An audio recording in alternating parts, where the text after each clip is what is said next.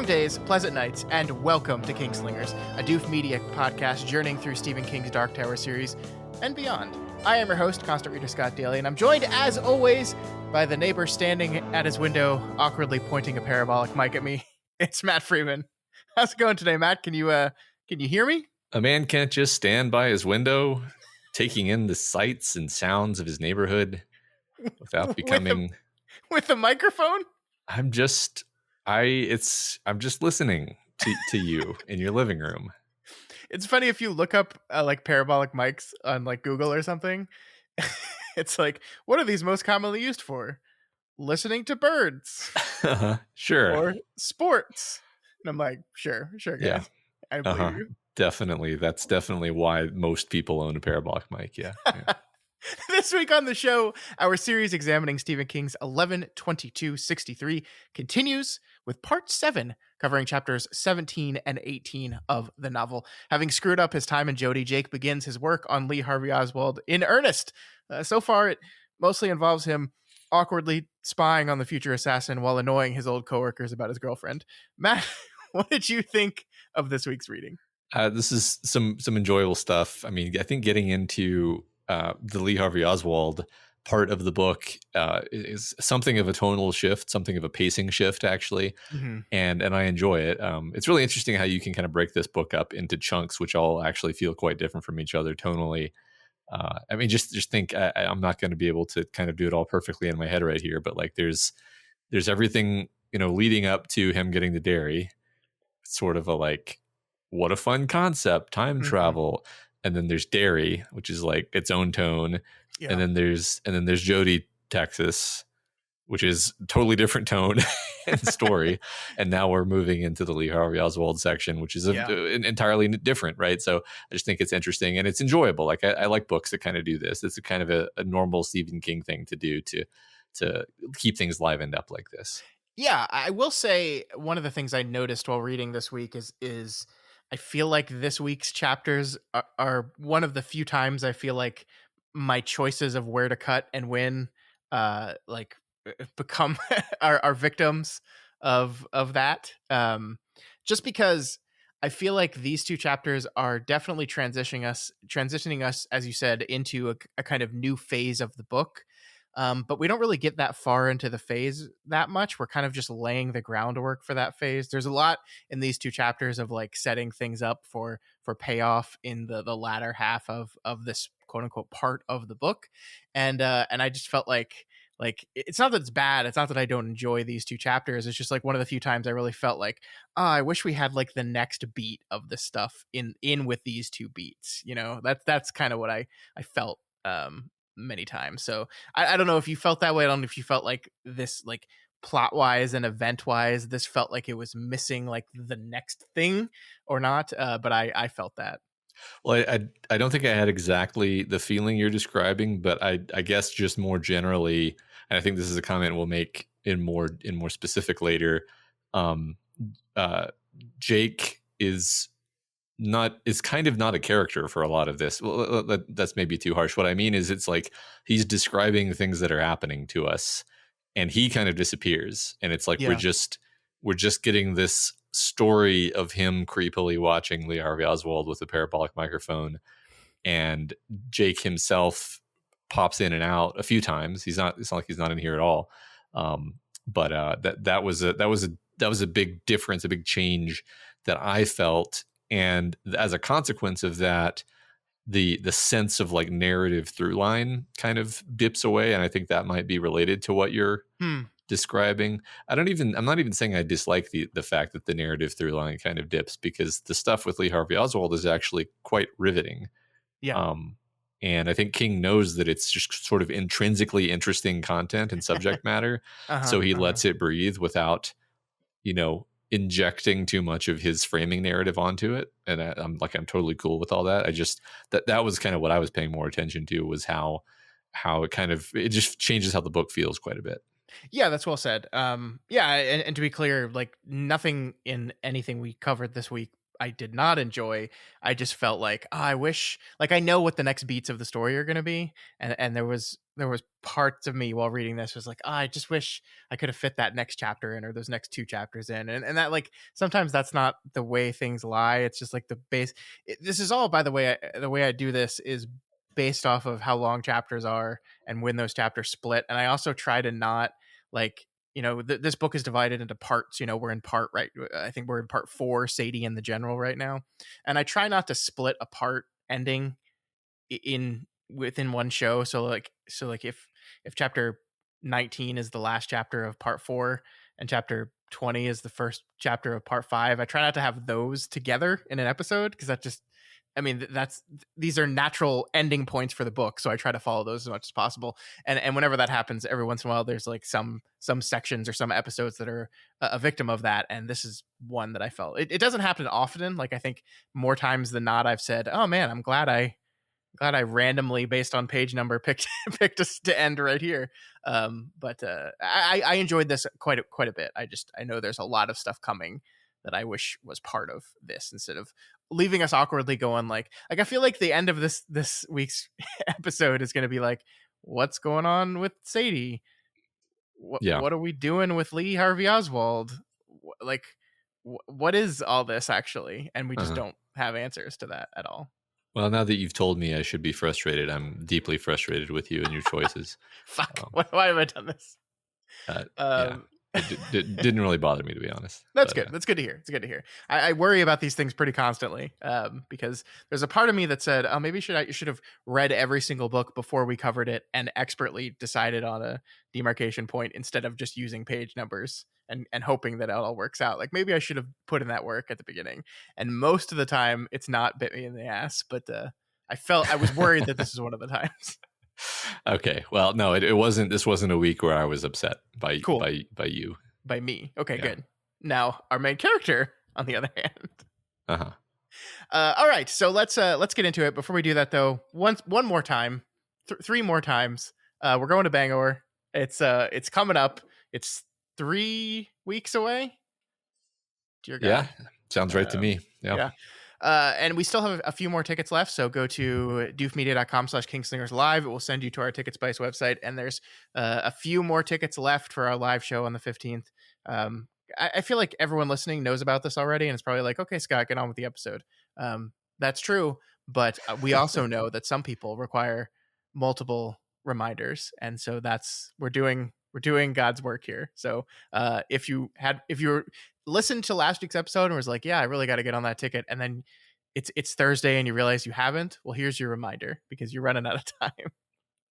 I think I might have mentioned this before, but I heard at one point that the average person who ends up buying a book had that book marketed at them 7 times before they bought it.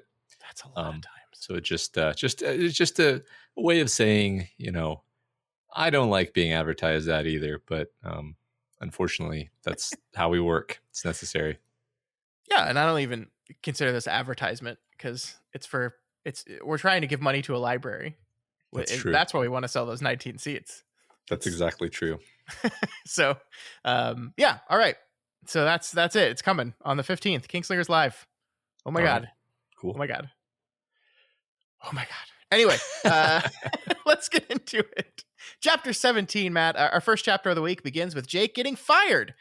Okay, not technically, but the jig is definitely up, as Ellie Doherty informs him that he's learned that he doesn't have the required medical records by law. There were several laws about required vaccinations. Wow. Required vaccinations. what a politically hot button topic King is writing about back in 2011. Nope, it wouldn't have been, and it wasn't in the 60s. Nobody cared.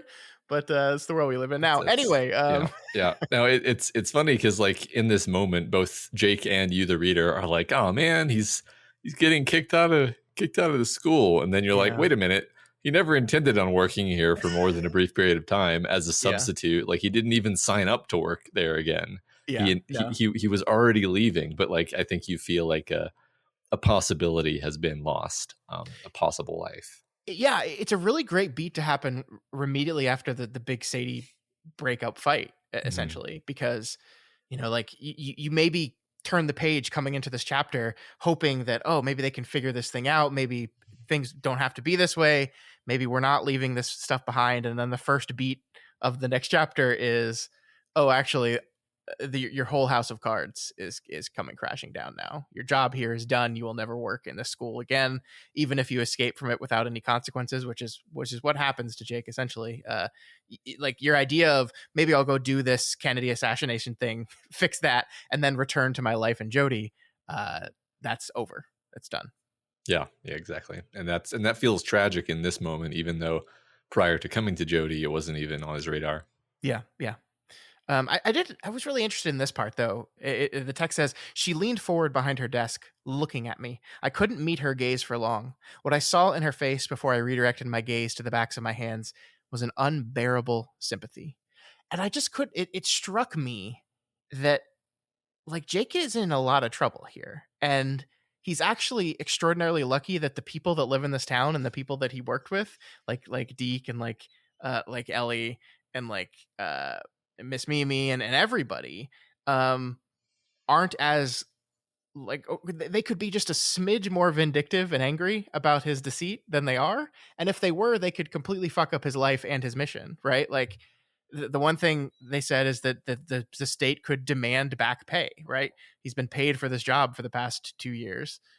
If they find out all this was bogus, on top of like just charging him with fraud, they could say you have to give back all the money we gave you, and that's going to complicate his life a little bit. He's still got a little bit more time here he has to live, so like it could have just gone really really bad for him, and he's just lucky that the people that he chose to kind of build this lie around were actually really good decent people that weren't going to be jerks about this whole thing. Yeah, I guess there's kind of that kind of feels tragic in several ways. For one thing, his taking advantage of them, or like I guess it's like he did sort of take advantage of them, right? Like he sort of took advantage of everyone in the situation, and it's like he's doing it for a good cause, but he's lying to everyone and manipulating everyone. I don't know. I guess it's not that bad. I feel like we got really mad at Jake last week because he was acting like a stupid asshole when it comes to Sadie. I think I'm going to be yelling at him less this week just because there's less of that specific thing. Although there's not none of it. But in fact, I'm going to take this opportunity to say, like, Jake is clearly like a really likable guy, and like part of that is just he comes off that way in his narration. But another part of it is that the people of this town clearly love him. And like maybe this isn't something we mentioned directly, but like he's just got to be an incredibly likable and dependable guy if people like him and want to depend on him this much and keep telling him like, you're just this amazing teacher, you touch so many lives, you're this amazing dude. If it weren't for this terrible secret that you have, you would be perfect. So it's just interesting, I guess. You and I like to be hard on a protagonist. It's our hobby. It's our favorite thing to do. So I'm just taking this moment to say, like, yeah, Jake has made some stupid decisions, and it's fun to yell at him about it. But like within the story, everyone thinks he's great, and like the reason why he's doing these things is like pretty good cause actually. So I'm only so mad at him, right? No, I mean, you're absolutely right. Jake is a really nice guy, and I like him a whole bunch. And that almost, in some ways, makes me more frustrated with him when he makes these boneheaded choices, or at least like it's not even. Again, I think the thing that I was listening back to last week's episode, and the thing that I wanted to make a little bit more clear here is it's not as if I'm like chastising him for his choices, because I understand the idea of, oh, I'll just tell this girl I'm dating that I'm from the future is actually not like a reasonable choice, right? It's kind of an insane thing. And it's a thing that if the person I was dating came up to me and said that to me, I would not just be like, oh, okay, that explains everything. What I get frustrated with him with is not the choices that he's making, but that he didn't have the wherewithal to understand that he was going to be getting into those situations in the first place. Like that he just seems unaware that like, oh yeah, this was an inevitable consequence of everything that was happening. Like that he just didn't think about that. That's what frustrated me about Jake. Yes, right. Like he didn't think like maybe I shouldn't go over to this woman's house and have sex with her Mm-hmm. because that like there's this is a fairly predictable path that I'm embarking upon, and Yeah, yeah, it only leads to one place. And then he has the gall to act surprised when it leads to that one place, right? yeah. So you're just kind of like, okay, whatever. Uh-huh. I get it. Like it's not that I don't get it. We've all been there. I mean, sans time travel, Sure. but Yeah. it's like, um, yeah, I don't know. I like he's no Roland Deschain. Like it's not like we're just like, oh, Jake, no, you fool. It's just like, okay, there's he's human. He's human. I got this very clear image in my head when you said he's no Roland Deschain of him throwing a hawk at Sadie, and I couldn't get that out of my head. Excellent. I love it. Yeah, so just to kind of turn the knife a little bit here, Ellie tells Jake he's being an idiot and that he's breaking poor Sadie's heart. And Jake knows. He knows this is happening. He knows, he's fully aware now, but he feels like there's no other choice. He once again warns her about John Clayton, and then gets out of town. He rents an apartment on Mercedes Street and spends his final days as a teacher in Jody, Texas. He gets a curt thank you message from Sadie that almost like stings in how unresentful it is. Like she's just like, thank you for teaching me how good things could be. Please don't contact me. And it's like, oh, maybe this would feel a little bit better if she was like nasty to me. But Yeah. no, she's being so nice, Right. actually. Well, yeah, if she was nasty, then you could be like, okay, she hates me now. It's over. Yeah. But Mm-hmm. this lets him sort of continue keeping it alive in his mind, which he clearly does. Yeah. Like I guess just to be a little bit hard on him for a moment more. Like he this whole week's reading shows that he clearly thinks like we're just having a rough patch. Yeah. Yeah. I'll just get this whole Kennedy thing done, and then we'll patch everything up, and it'll be fine. Right. Yeah, Right. yeah. He also gets a thank you present, Matt, from Mike and Bobby Jill. It's a nice fancy pen to write his stupid fucking novel with. This stupid book. I hate this book. It's not even a real book. These people are being so nice to him about his lies. Yeah, I agree. It's silly. It's very funny. The whole book side element is funny. I agree. Yeah. Do you think? Okay, here's a thought I wanted to have about this. Stephen King has created this character that's writing a fake book as like a side project that's being told over and over again. This is okay, but you could be doing something like actually important. And the book is it. It's essentially it. I mean, it's not, but it is. And like, this really made me think like, what does Stephen King think about it? Like it was obviously an intensely personal book for him. It's beautifully written. We've already said we've spent 20 weeks on this book. We don't have to rehash that. But also like in interviews, he's like, in 100 years, nobody's going to remember my name, but they're going to remember that stupid fucking clown. And it's just like, I wonder if in 2011, Stephen King's kind of fucking sick of it. And like,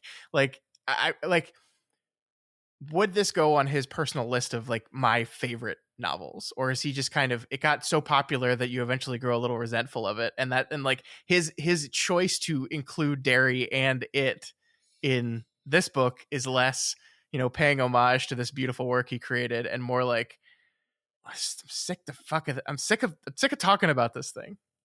That's really interesting. I hadn't thought too much about it. I think maybe if I had to read too much into what he said there, it's more like the idea of Pennywise is more popular than the novel It. Like, sure, like my kids know who Pennywise is, even though they haven't watched any of the movies nor have they read the book, obviously. And so like sort of like Mickey Mouse, everyone knows who Pennywise is, and everyone will know who Pennywise is in 100 years. I think that's probably just true. Yeah. Whereas who knows whether the novel It will be widely read in 100 years. I have no idea. Maybe it will be, right? Maybe Yeah. I don't know. So no, I like this idea that like, I mean, this is actually perfect because the characters that Stephen King probably wishes everyone knows from it are Richie Tozier and Bev Marsh. Right. These two characters that he deeply loves, obviously. But who is the character that everyone thinks about? Pennywise. Yeah. Yeah, exactly. Right. I mean, I think, I don't know if this is too much of a stretch, but you could look at this book, which, distinctly lacks a supernatural evil. I mean, like, wave our hands. We talk about the gem law. We can talk about the fact that he encountered a little bit of Pennywise when he was in Derry. Mm-hmm. But what I mean is, like, this is a book about Lee Harvey Oswald. This is not a book about how the Crimson King pushed Lee Harvey Oswald to commit an assassination. I mean, at least so far, it's possible that we You are go gonna there. have egg on your face. Right.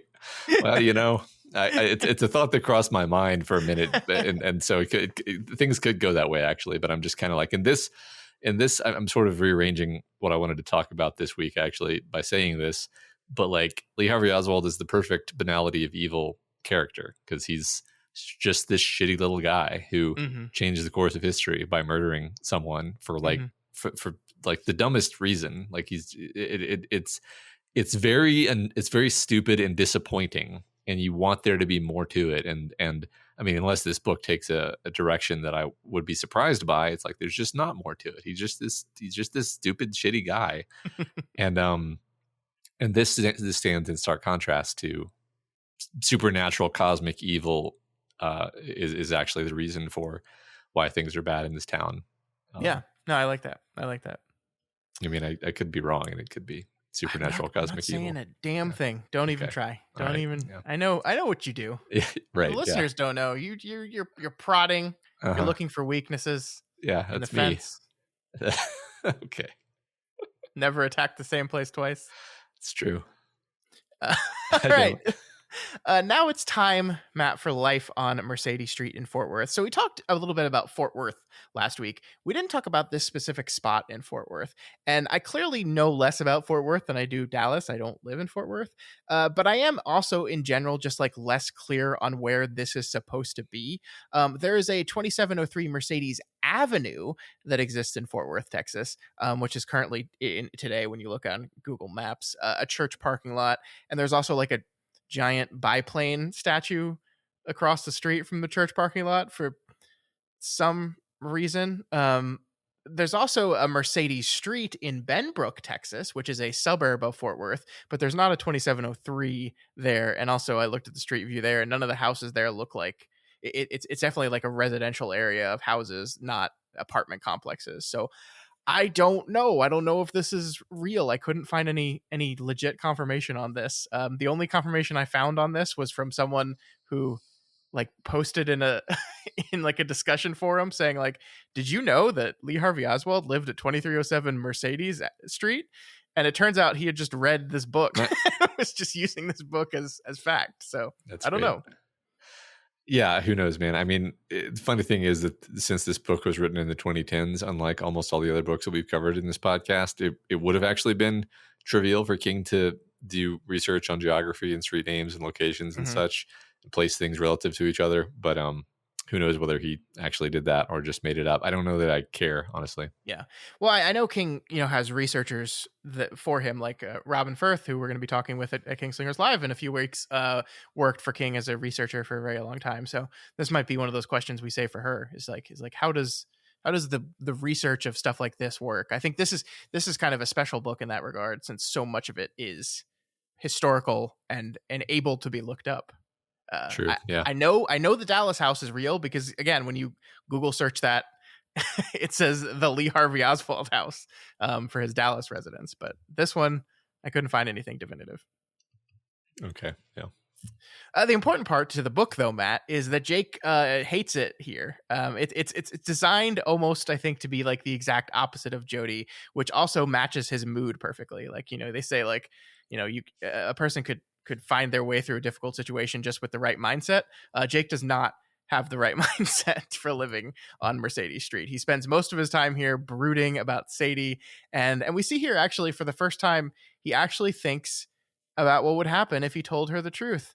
And actually, to his credit, he kind of builds a good case here. He says, How would I convince her of such a thing? By telling her that a certain American defector who changed his mind about Russia was shortly going to move across the street from where I now lived, along with his Russian wife and their baby girl? By telling her that the Dallas Texans, not yet the Cowboys, not yet America's team, were going to beat the Houston Oilers 20-17 this fall in double overtime? Ridiculous.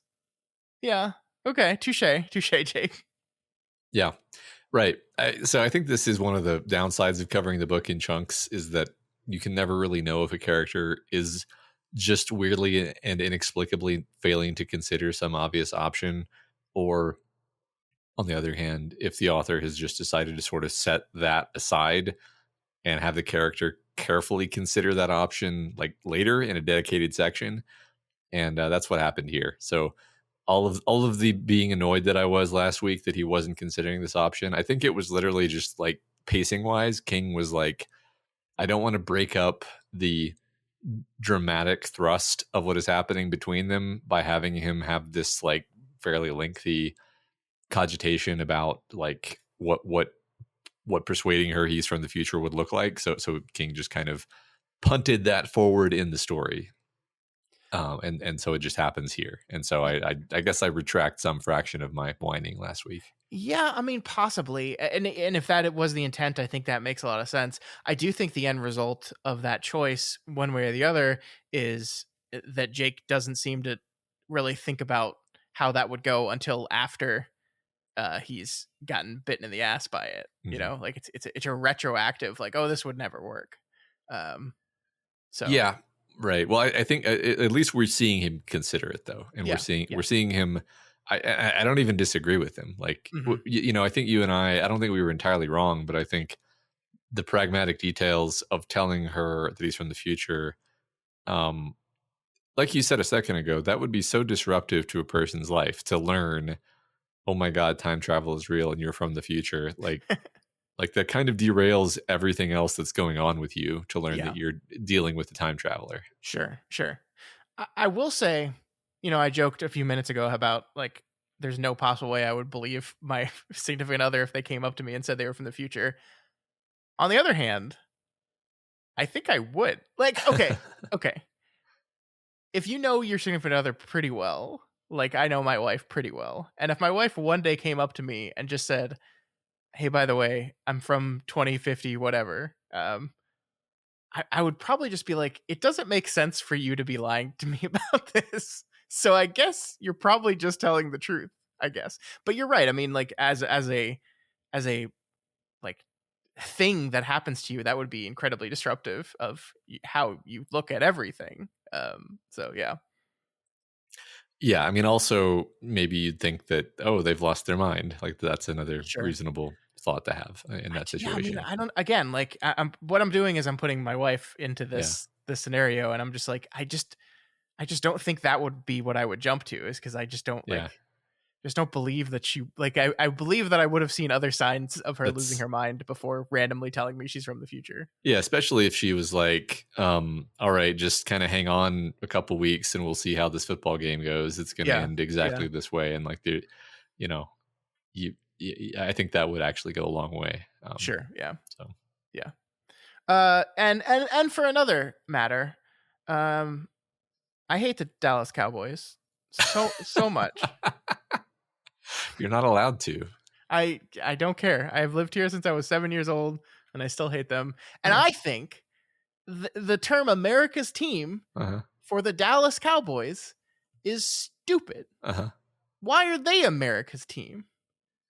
Because everyone loves them, Scott. Why? Because they're the Dallas Cowboys. I just think it's funny that they were the Dallas Texans, I guess, at this point in time, because I was really disappointed when the Oilers left Houston and went to somewhere else, Tennessee. Literally just because I was like, it's Houston. Of course it should be the Houston Oilers. Are you insane? Well, they changed their name. They became the Tennessee Titans. Oh my God. So there's and just then no Houston got Oilers? a new team, and they didn't take back Oilers. They didn't own Oilers anymore. There's just no Oilers now. That's stupid. I know. I feel like there was a game last year where like the Houston Texans wanted to do like vintage uniform day, and they wanted to wear like Oilers colors and Oilers Uh, uniforms. And I think Tennessee just went like, we own that. You can't do that. man, what a disaster. Yeah. If you're going to call it America's team, Uh-huh. well, shouldn't it be one of the teams that's like has the symbol of America on it, like an eagle? Um, I I, I I'm don't an know, man. Eagles fan. I'm biased here, I obviously, but I feel like the birthplace of America was Philadelphia, and uh-huh. that should probably be America's team. Okay. You know, I don't really have strong opinions about Just agree this. with me so we can move on. Yes, you know what? You're absolutely right. I agree Thank with you. you. Thank you. All right, on the 14th of June, Jake heads to Dallas Love Field, the only good airport in DFW, and witnesses the arrival of Lee, Harvey, Oswald. While there waiting for Oswald to show up, he sees Sadie leaving for her summer in Nevada. He calls it that convergence thing again, because, of course, the day that he wanted to go here, the day that Lee shows up, is also the day Sadie leaves. Jake almost rushes up to her, abandons his quest, and tells her they'll spend the summer in Reno together. But then he sees Jackie Kennedy on the front cover of his Time magazine and remembers the anecdote that he learned about her husband's brains being stuck to her suit and decides otherwise. I think this is interesting, Matt. Like, we talked early on in the book that Jake didn't really give a shit about like John F. Kennedy or the Kennedy assassination. Like, he had no skin in that game at all. And the way he ended up getting skin in the game was Harry Dunning was learning that this guy he went back in time to save ended up going to Vietnam and dying in that war. And suddenly we're like, oh, well, now I have to stop JFK to stop Vietnam, to stop Harry from dying. But that's not mentioned at all. In fact, when is the last time Jake thought about Harry Dunning at all? It's not on his mind at all here. Interesting thing to think about here. Yeah, that's a good point. I personally kind of forgot about Harry Dunning until you reminded me. Yeah, it doesn't seem to be part of his motivation at all. Um, yeah, I guess yeah, his motivation in this moment is purely just like the mission, which is got to save JFK. I mean, I think his we didn't really get a deep look into Al's psychology for obvious reasons, Mm-hmm. but I feel like the same thing is happening to Jake as what seemed to happen to Al, which is that he just kind of is developing a fixation on Oswald specifically. I'm not saying it's not about JFK, but it's really more about Oswald. You know, Sure. it's like this guy, this complicated kind like shitty guy who beats his wife, and you spend all day spying on him, and your whole mind kind of gets warped around this guy. Like JFK is an abstraction. We haven't seen JFK. We haven't watched a speech on television from JFK. But Oswald, he's right there. And Yeah. that's the fixation actually. No, you're totally right there. That like, yeah, who is this guy and what is this guy and is he like why is he the way he is? I think is a big point for the novel. So I Yeah. think you're totally on there. I guess another thing just in this passage, I was frankly surprised that Jake showed up to watch Oswald arrive, because that seemed to be against his prior statements. Like he seemed Yeah. really paranoid about accidentally interfering with Oswald in any way, which could, by his actions lead to some kind of butterfly effect where Oswald would change his decisions. Like, what if Oswald sees this weird guy watching him in the airport and that Yeah. influences his decision of like where to live? And now the fact that Jake has put all this energy into spying on this one particular house is totally out the window. Like that totally seems like a thing that could have happened. So I Yeah. thought it was interesting and a little surprising that he actually did this. I mean, just the spying on the house carries its own risk with it as Mhm. well, too, right? Like, we're told specifically that Oswald is a bit paranoid, that he thinks the CIA, as soon as he gets back in America, he thinks the CIA is following him and tracking him, listening to him.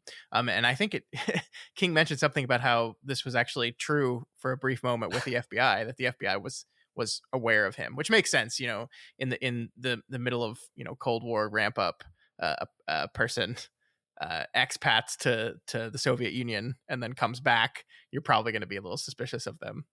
Yeah.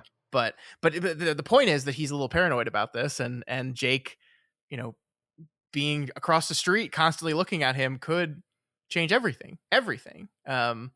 and yet he risks it. I think that's a great observation, that like there's nothing here matters. Like nothing he doesn't need to see Oswald here at all, um, to accomplish anything. He just wants to. He just Yeah. like he's excited about it. Like he's pacing in his room, knowing today is the day. This is the day he gets here, and he has to go see him. And it's like this is what he's been waiting for this entire time. I mean, this is what we've been waiting for the entire time. By the way, we're 444 pages into the novel right now, and this is the first time we see Lee Harvey Oswald, the main antagonist, I guess we'll call it, of the book.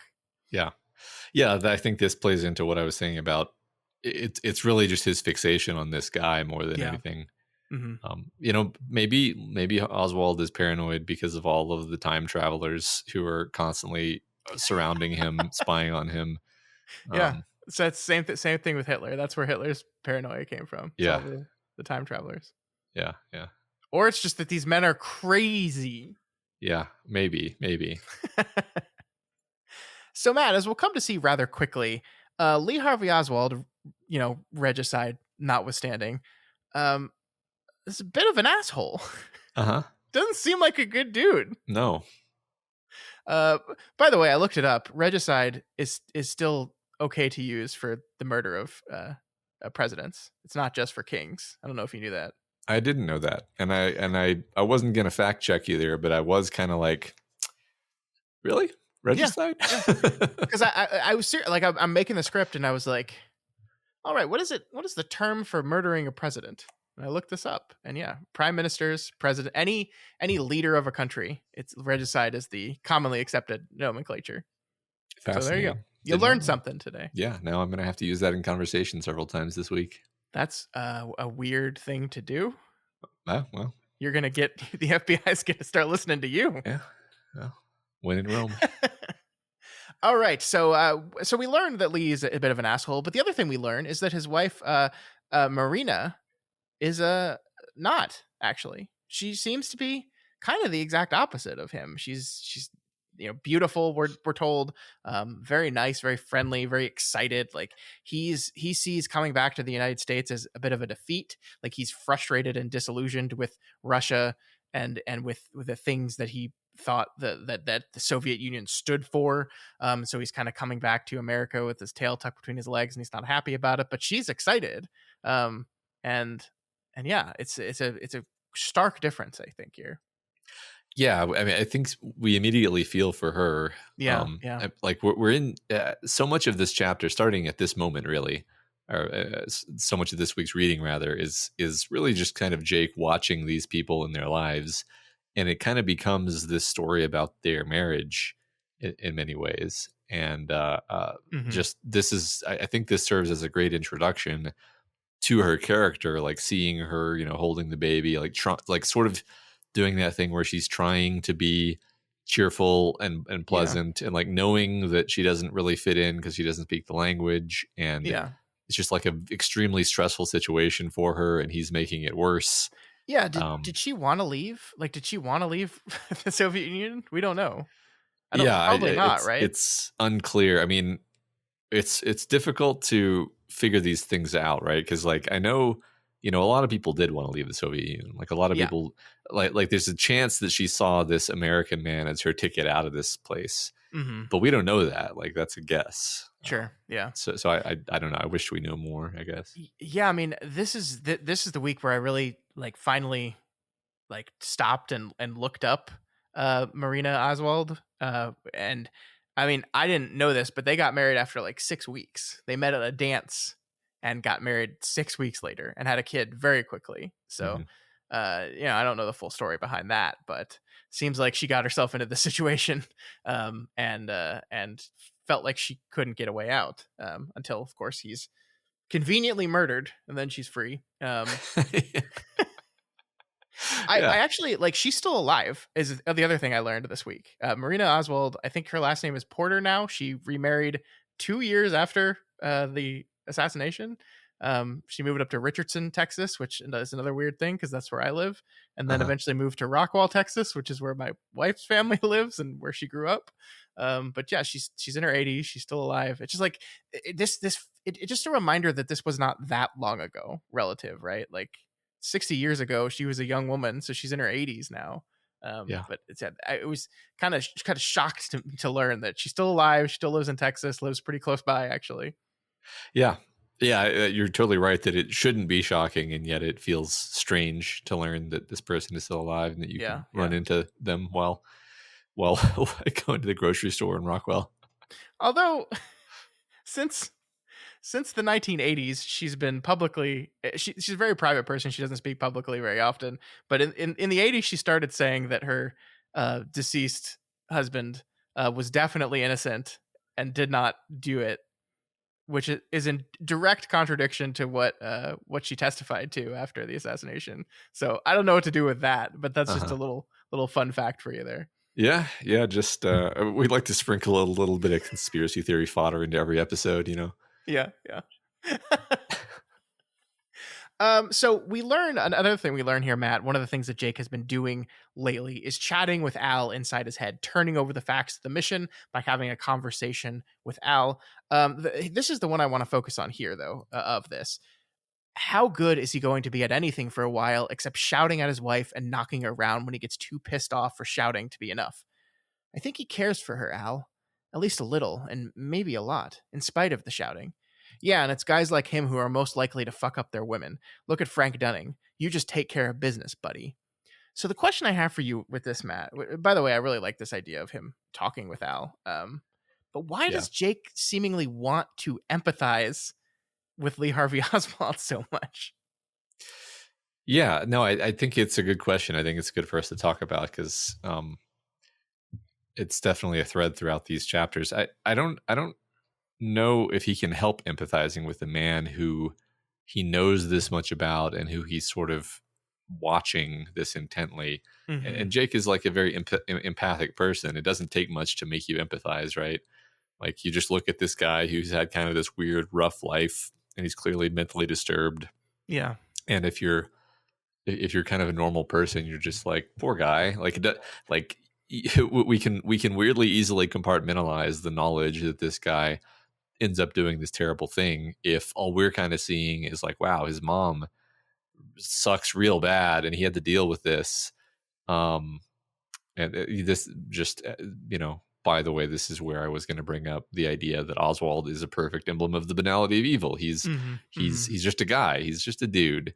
And he's like confused and abused by his mom. And I think perhaps correctly feels sort of like abandoned or betrayed by his society.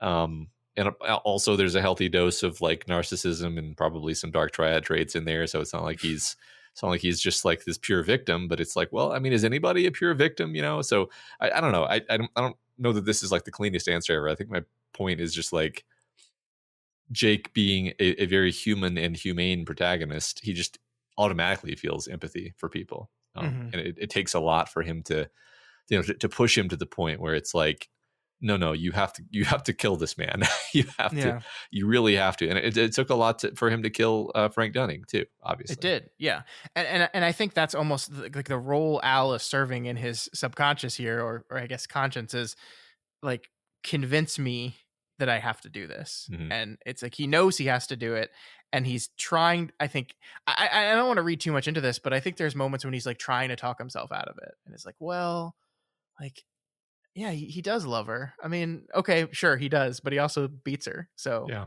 fuck this guy, right? And he needs someone else to like shake that loose of him. And so he's personifying this image of Al, who is him, right? Like in his, like, he's playing both of these parts in his head. So it's not like we're saying, oh, Jake really loves Lee Harvey Oswald and it's Al that hates him. It's like, no, these are both Jake still. But he's just trying. He's tossing it over in his mind and trying to convince himself that these are the things that are necessary. Yeah, absolutely. So time passes. Jake gets some binoculars as he prepares to begin his spying. July 4th comes and goes, which includes an exploded chicken. Uh-huh. As you know, I don't know if our international listeners here. That's just one of the things that you do on the birth of America, is you blow up a chicken. Uh-huh. Yeah, So as you do. Yeah. yeah. Finally, Jake can't help himself and he calls Ellie to ask after Sadie. We learn that she's working as a cocktail waitress in Reno. Ooh, scandalous. And she seems pretty well. And of course, she's asking after him.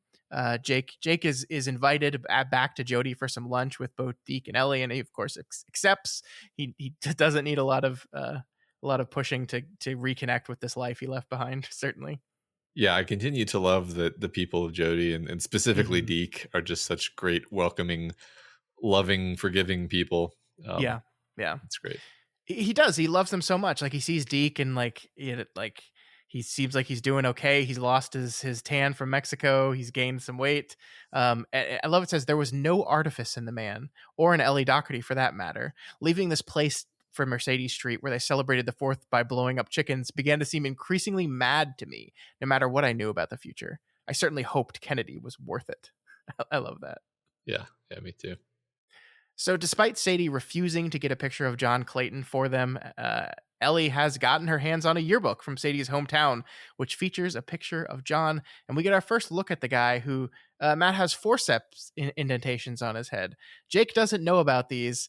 And like the text doesn't mention that this is a big deal, but it feels like another oops moment, doesn't it? Like, I feel like anyone in 1962 would probably recognize those forceps indentations as they were fairly common. Like, the thing we see is that both Deke and Ellie like immediately know what they are, right? So it feels like the type of thing that is just common knowledge amongst people of the age, and that Jake Yeah, doesn't know it is actually unusual. I think you're right. I mean, this is probably one of the many things that makes them kind of like glance at each other, like, what the Yeah. hell?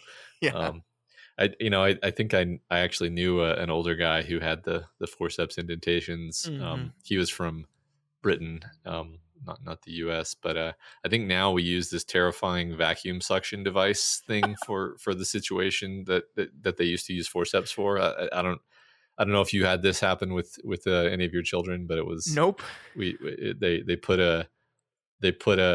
basically a extremely strong suction cup on the top of the kid's head, and then they just pull and and the kid's head comes out, and then they got a big hickey on their head where they attach the suction. I And guess that's better. yeah, and you're like, did you have to do that? I guess, okay, fine, you're the doctor, all right.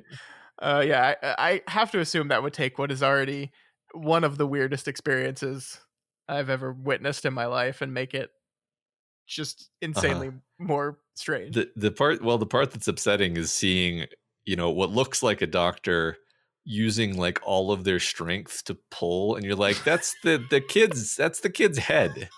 It's not connected that well. um but it all turned out fine. Well, that's good. That's good. Yeah. Anyway. Childbirth is incredible. It's one of the most amazing things in the world. Uh-huh. And the images of it happening will be burned into my eyes for the Yeah, rest of my life. to be clear, we were C-sections with all three, but it's a different set of images that are seared into my mind, so Sure, yeah. sure, yeah. All right. So Johnny is still a no-show in Jody, Texas. That's fortunate, Matt. But I do have to ask, like, in your mind, is Jake being overly paranoid, or do you think what we're setting up here is that this is going to play out like exactly as he thinks it is? That John's going to show up eventually looking for Sadie, and there's going to be trouble. What do you think? Well, I don't know. I try not to get too in my head about this sort of thing when I'm reading, because I don't like to spoil things for myself. But like, I mean, King usually foreshadows stuff. He foreshadowed that Jake's gambling habits would have bad consequences. That this is something we should be aware of, Hmm. and so it's possible that the issue with Johnny is just like a red herring, and it's actually going to be the gambling debts that actually come back to haunt him, or maybe those two things come together in some unexpected way. Like, I can't exactly.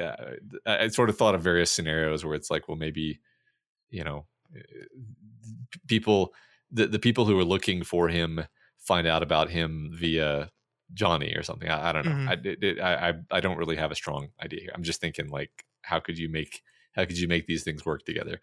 I Cool. guess I'd be surprised if it played out exactly the way he thought, but I don't think that means, oh, it's, he's totally off base. Nothing in this ballpark is going to happen.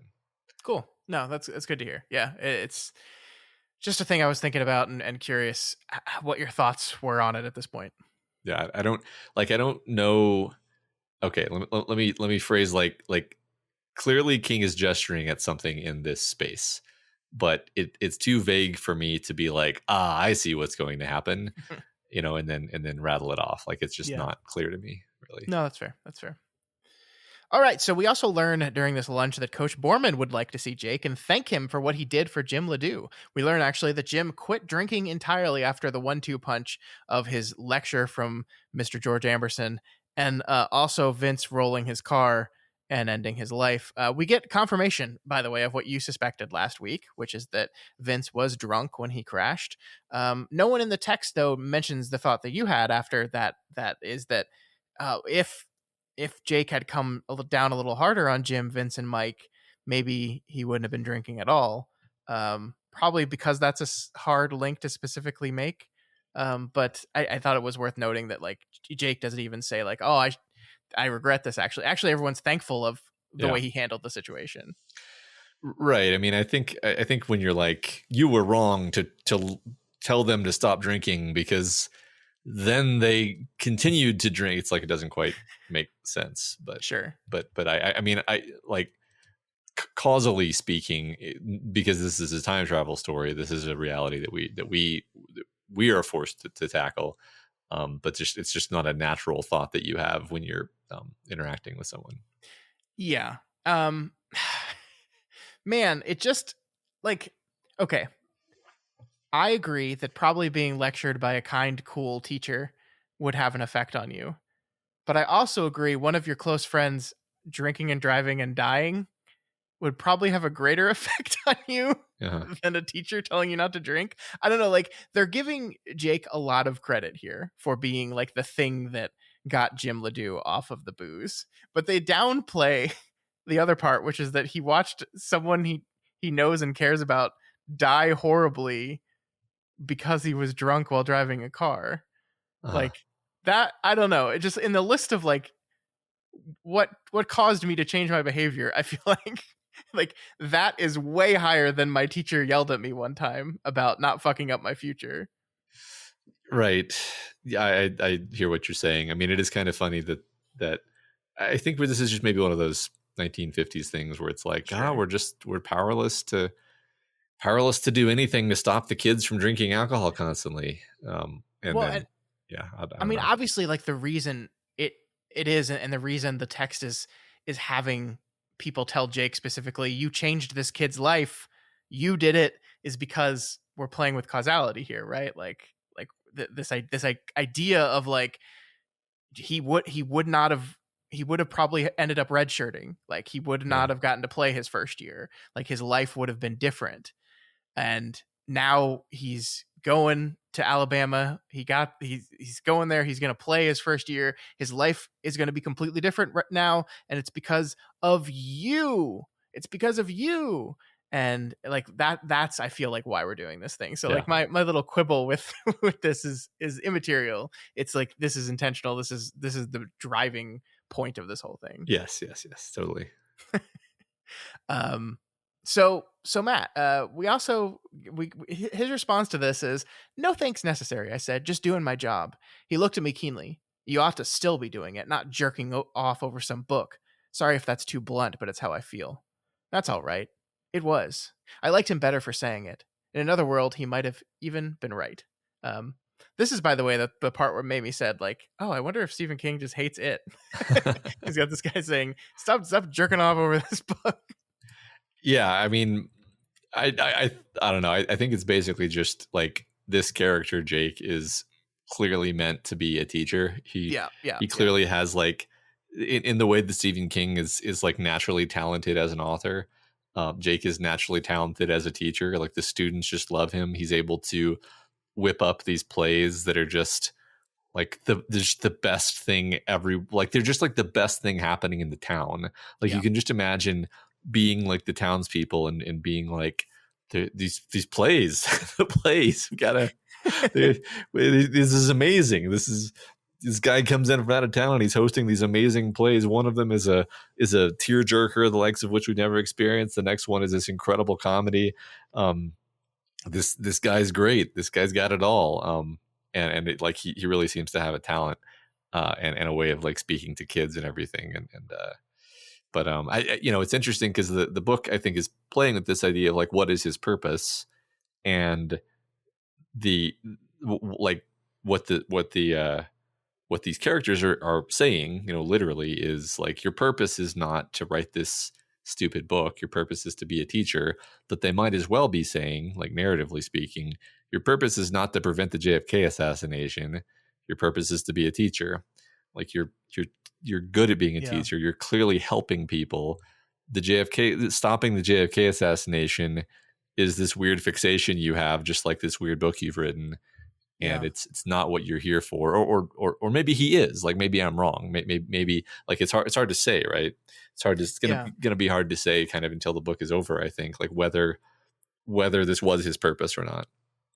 Yeah, no, I like that. It's fun to think about, like stacking the morality of like and the ethics of it is in a hypothetical thought experiment that could never exist, but like, if you are good at teaching, do you have a duty to teach the people of your present? Like, is it ethically irresponsible to go back in time and teach other people? I have no idea how to answer that question, but he abandoned all those kids in his own time. That's he did. True. They need him. Need him. Another thing I was thinking about, you can decide whether I'm joking here or not. Okay. Is so 6 out of 46 presidents, U.S. presidents, have been shot. Okay. Only 4 of them died of that gunshot, but six have been shot. So I kind of feel like when you take the job of president, 13% chance you're going to get shot at some point. So, you're kind of knowingly taking on a pretty high level of risk. So can you really be that surprised when you get assassinated? I guess not. Isn't like as president, isn't like when the gunman comes up to you, aren't you like, I'm one of the 10? Okay. I'm one of the 10% who's going to get shot now. I guess so. This is a wild thing to think about. And it kind of mitigates the idea of like, do you really have to move heaven and earth to stop a president from being shot when it's a thing that really happens all the time? Like, it's kind of normal for a president to get shot, is what I'm saying. It's not that normal. It's 1 out of 10 times. That's not that often. It's not what I would call super rare. I guess not. What? I guess hearing 10%, like 6 doesn't sound like very many, but when you're like, but there have only been 46 of them, you're like, wait, hold on. Whoa. It's 13%. Yeah. That's wow. Yeah. Let me see. Okay, I'm gonna try to see if I can get all 6. We're gonna play a little side game here because we don't spend enough time on this podcast. Okay. Abraham Lincoln, obviously. John F. Kennedy, obviously. Ronald Reagan was wounded. Yep. I believe Teddy Roosevelt was wounded, right? I believe that's correct. Was Garfield assassinated? I feel like it was Garfield because I remember that being funny because of the Garfield cat. Yes. Okay.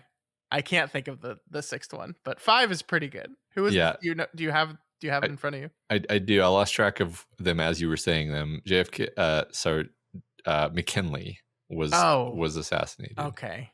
Yeah, I never would have gotten that. And there have been other presidents who died in office not due to assassination, but it's just a very dangerous job, really, when you think about it. Yeah. It's one of the most dangerous jobs you can think of. They don't get paid enough. They really don't, actually. All right, let's move on. I'll never forget that though. McKinley. There we go. Yeah. I'll never forget that. All right. So we get this. This is something I wanted to talk to you about here, Matt. as he said, we jumped ahead a little bit, but as Jake is walking over to the football field, it says, I almost didn't walk over to the football field. Jody was particularly beautiful in the slanting light of that early July evening, and I think part of me wanted to get my ass back to Fort Worth before I lost the will to go there. I wondered how much would have changed if I had not skipped that little side trip. Maybe nothing. Maybe a lot. My response to that is, what do you mean? Uh-huh. Like, I don't know if you've seen the Jennifer, what is her last name? Why can't I never remember this actress's name? I always think Aniston when I Lawrence, thank you. Jennifer Lawrence on Hot Ones, where she's like, what do you mean? What do you mean? What do you mean? That was my reaction to this line here. Uh-huh. What is that? Because he throws that out there and then gives us essentially nothing. Uh-huh. Yeah, okay, look, this is not one of my favorite Stephen King-isms, to be honest with you, is the like totally uncontextualized, like, things are gonna be bad things gonna happen.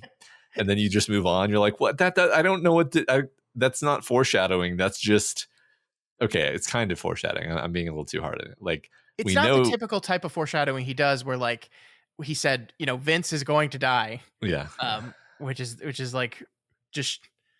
just foring.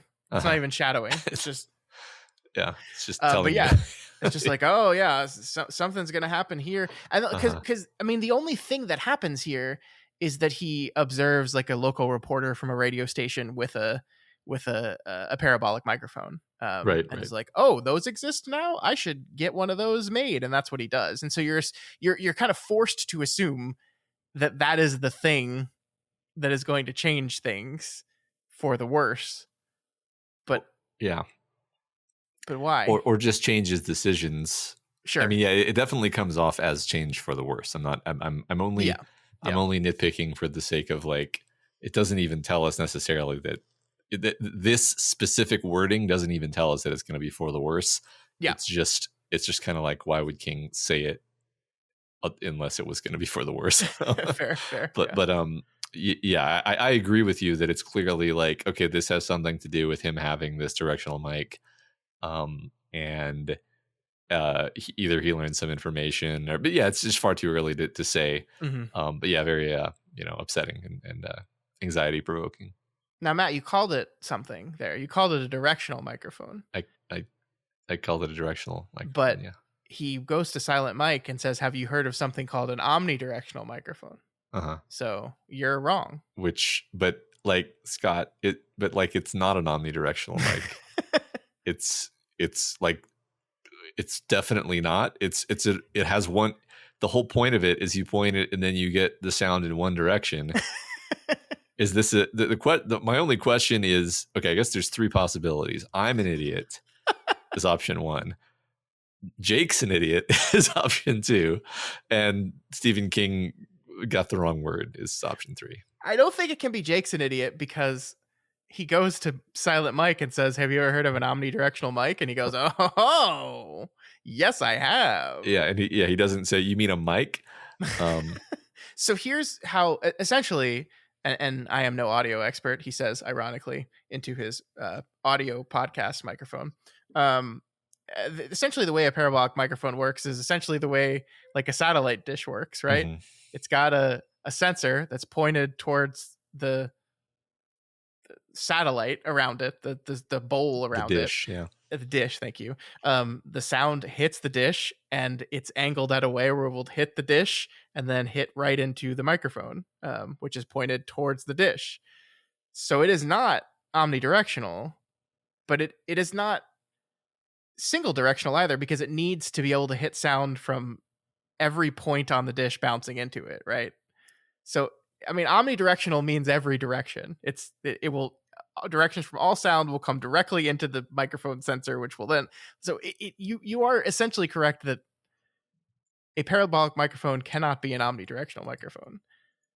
I don't know. Okay, I think I get it. It's an omnidirectional microphone put inside of a dish such that the sound is focused onto it. This is. Yes. I think I am just being stupid.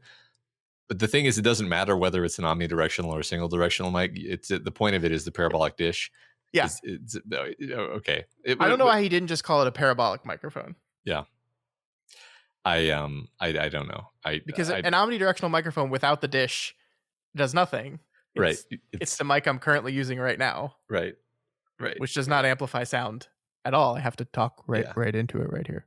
I think it's pretty funny that we've gotten derailed on this for this long. I was we make podcasts. We make podcasts. No, I was just like, that can't be right.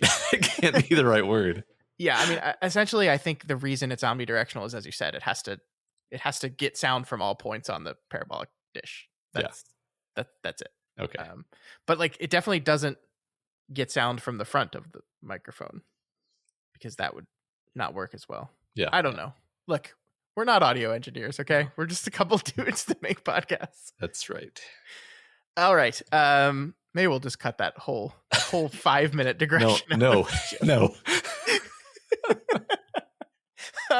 All right, so the chapter ends with Jake driving out of Jody and stopping by at the old Jim Ledoux billboard. This time, the billboard is honoring his ride to Alabama, and it says in big red letters, Jimla. We already talked about this a bit, Matt, but I'm just wondering, like, what do you think? Like, he just changed Jim Ledoux's life, right? Like, what is this? What are we doing here? Is I guess my question. I mean, it's going to be either something really good or something really bad, right? Like, it's and it's impossible to. I think another thing to say about it is that you can't possibly know. Sure. So it just makes you worried. I've been thinking about, I don't remember if we've mentioned the parable yet in the conversation of this book specifically. And by the parable, this parable doesn't have a name, weirdly. Apparently it's called The Parable, and everyone's just supposed to know what you're talking about. It's the parable where, like, the farmer's kid is thrown from the horse and he breaks his leg, and everybody's like, oh no, bad luck. But the farmer says, we'll see. And then the army comes to town and drafts all the able-bodied men, and they pass over the son because of the broken leg. And everybody's like, oh, good luck. And then the farmer's like, we'll see. And then, like, it just keeps going back and forth with, like, things that seem bad happen, but then because of that, something good happens. And it's just like about this attitude of, like, you never really know. Although, so one funny thing, just parenthetically, when I was looking this up, is there are many names for the parable, although none of them were ones I'd heard of. But one of the names was Maybe So, Maybe Not. I know where you're going with this. Which number one, I'm pretty sure that exact phrase was said in this book, but also we had the repeated catchphrase of maybe see, maybe no, from the book that we just finished covering, Do McKee. So I don't know. I just think it's an interesting thematic idea that you try to assert, like, his interference in Jimla's life is going to be beneficial because he spared him from perhaps dying in a drunk driving accident in a couple of years. Yeah. But it's like, well, no, actually, maybe. Well, I mean, like, maybe yes, but then maybe he gets drafted to Vietnam or something far worse. Who knows? Yeah. Like, I can't really guess is the thing. That's kind of the point is you don't know. Once you've intervened, you stopped the one bad thing from happening, but maybe you allowed something worse to happen downstream. And the same exact logic, of course, applies to saving JFK's life. Once you've saved JFK, okay, cool. He didn't die that specific time, but now you just don't know what's going to happen. And you definitely don't know that it's going to be, like, better than whatever happened the first time.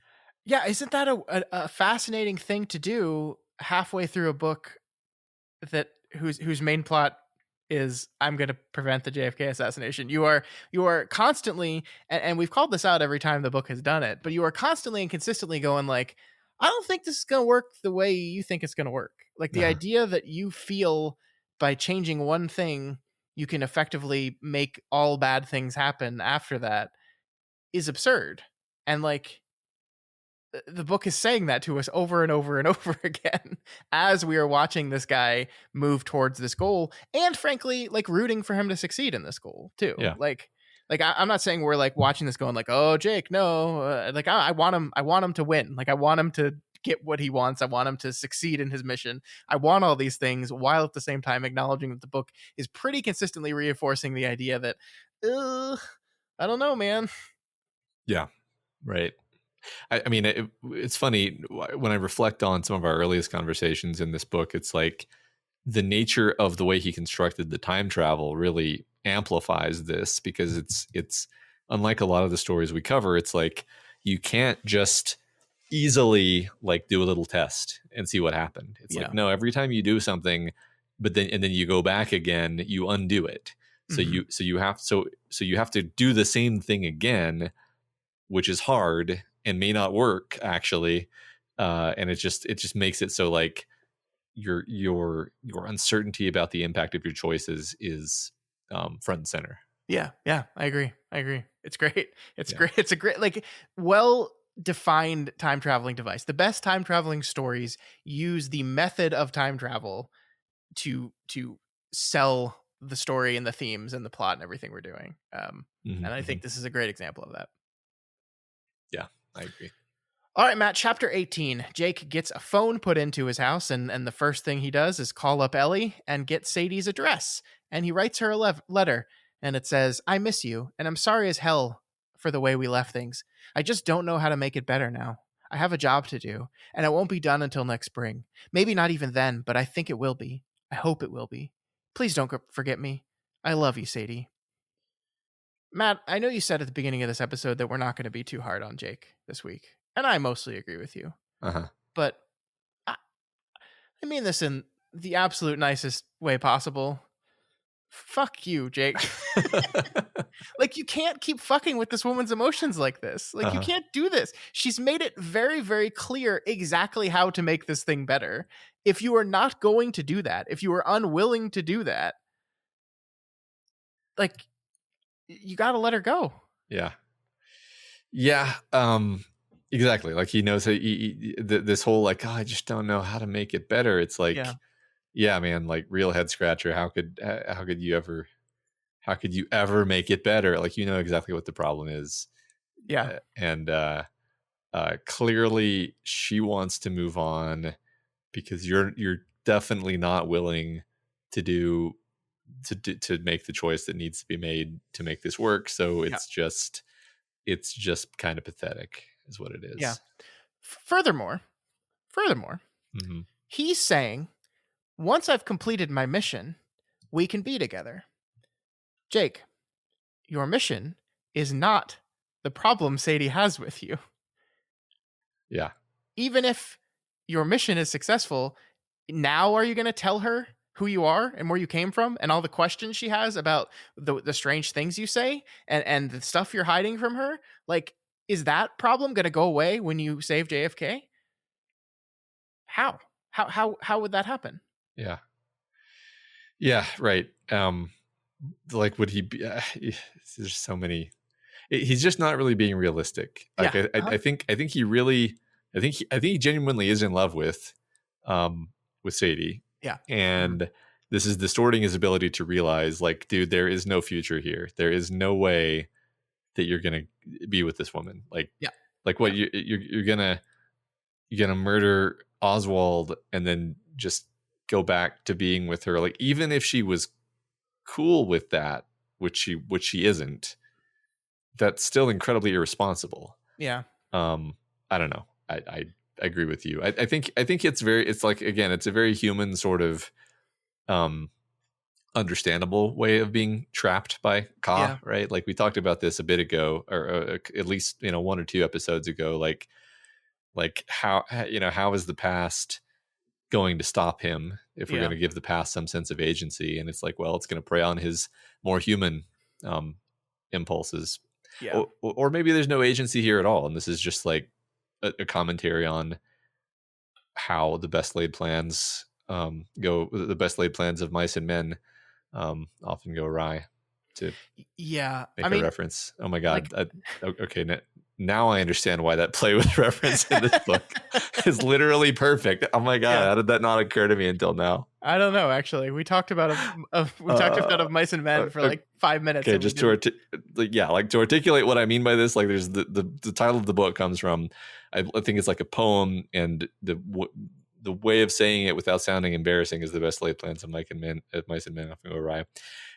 And this is Jake and Al having this, incredibly complicated time travel plot that is Yeah. definitely going to go awry. So Yeah, and I mean, to be clear here, I think the thing that Jake thinks is that he can't be with Sadie because the past is obdurate and dangerous, and the closer he gets to doing this thing, the more danger he's going to be in, and therefore the more danger everyone else around him is going to be in. So it's this I think in his mind, this noble sacrifice he's making. But again, that is not what Sadie's problem with him is. It, she feels there's a broom in the bed, and it's not just his mission, it's not just his assassination, it's everything about him. It's his whole deal. And I guess maybe he thinks in his mind he can tell her the whole deal after, or maybe that he doesn't understand what she means when she says that. I don't know. There's a disconnect here, I think. yeah, kind of a willful disconnect. Maybe it's hard Yeah. to say. Yeah. I agree though. So finally, in August, Lee and his brother come by to check out the house that we, of course, all know they will eventually move into. The landlord comes by, and of course, Jake is spying, and we get this this little line of dialogue here. "This is a good place on a family street," Snakeskin Boots said. "Y'all want to watch out for that first step, though. It needs a smidge of carpentering. I I got so many of these places, and people are so hard on them. The last bunch, law." And Jake thinks to himself, "Watch it, asshole." I thought, that's Ivy's people you're talking about. So let's just remember that Ivy Templeton, while also being a down on her luck person who is having a rough time of it, is also like super racist and was complaining about how her husband had to work with all the black people, uh, using a word that I will not repeat here. So, like, why are we suddenly such a defender of this woman, Jake? You have no buy in with this woman at all.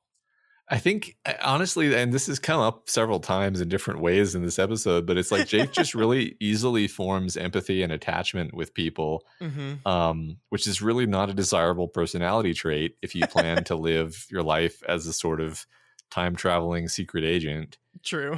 It's just emphasize. I don't know. Like I feel like the fact that he's so defensive of Ivy, this person who like he has no reason to even like, but that he kind of fell in love with is too strong a word, but like he like came to care about this person after interacting with her like twice, just out of a sense of empathy.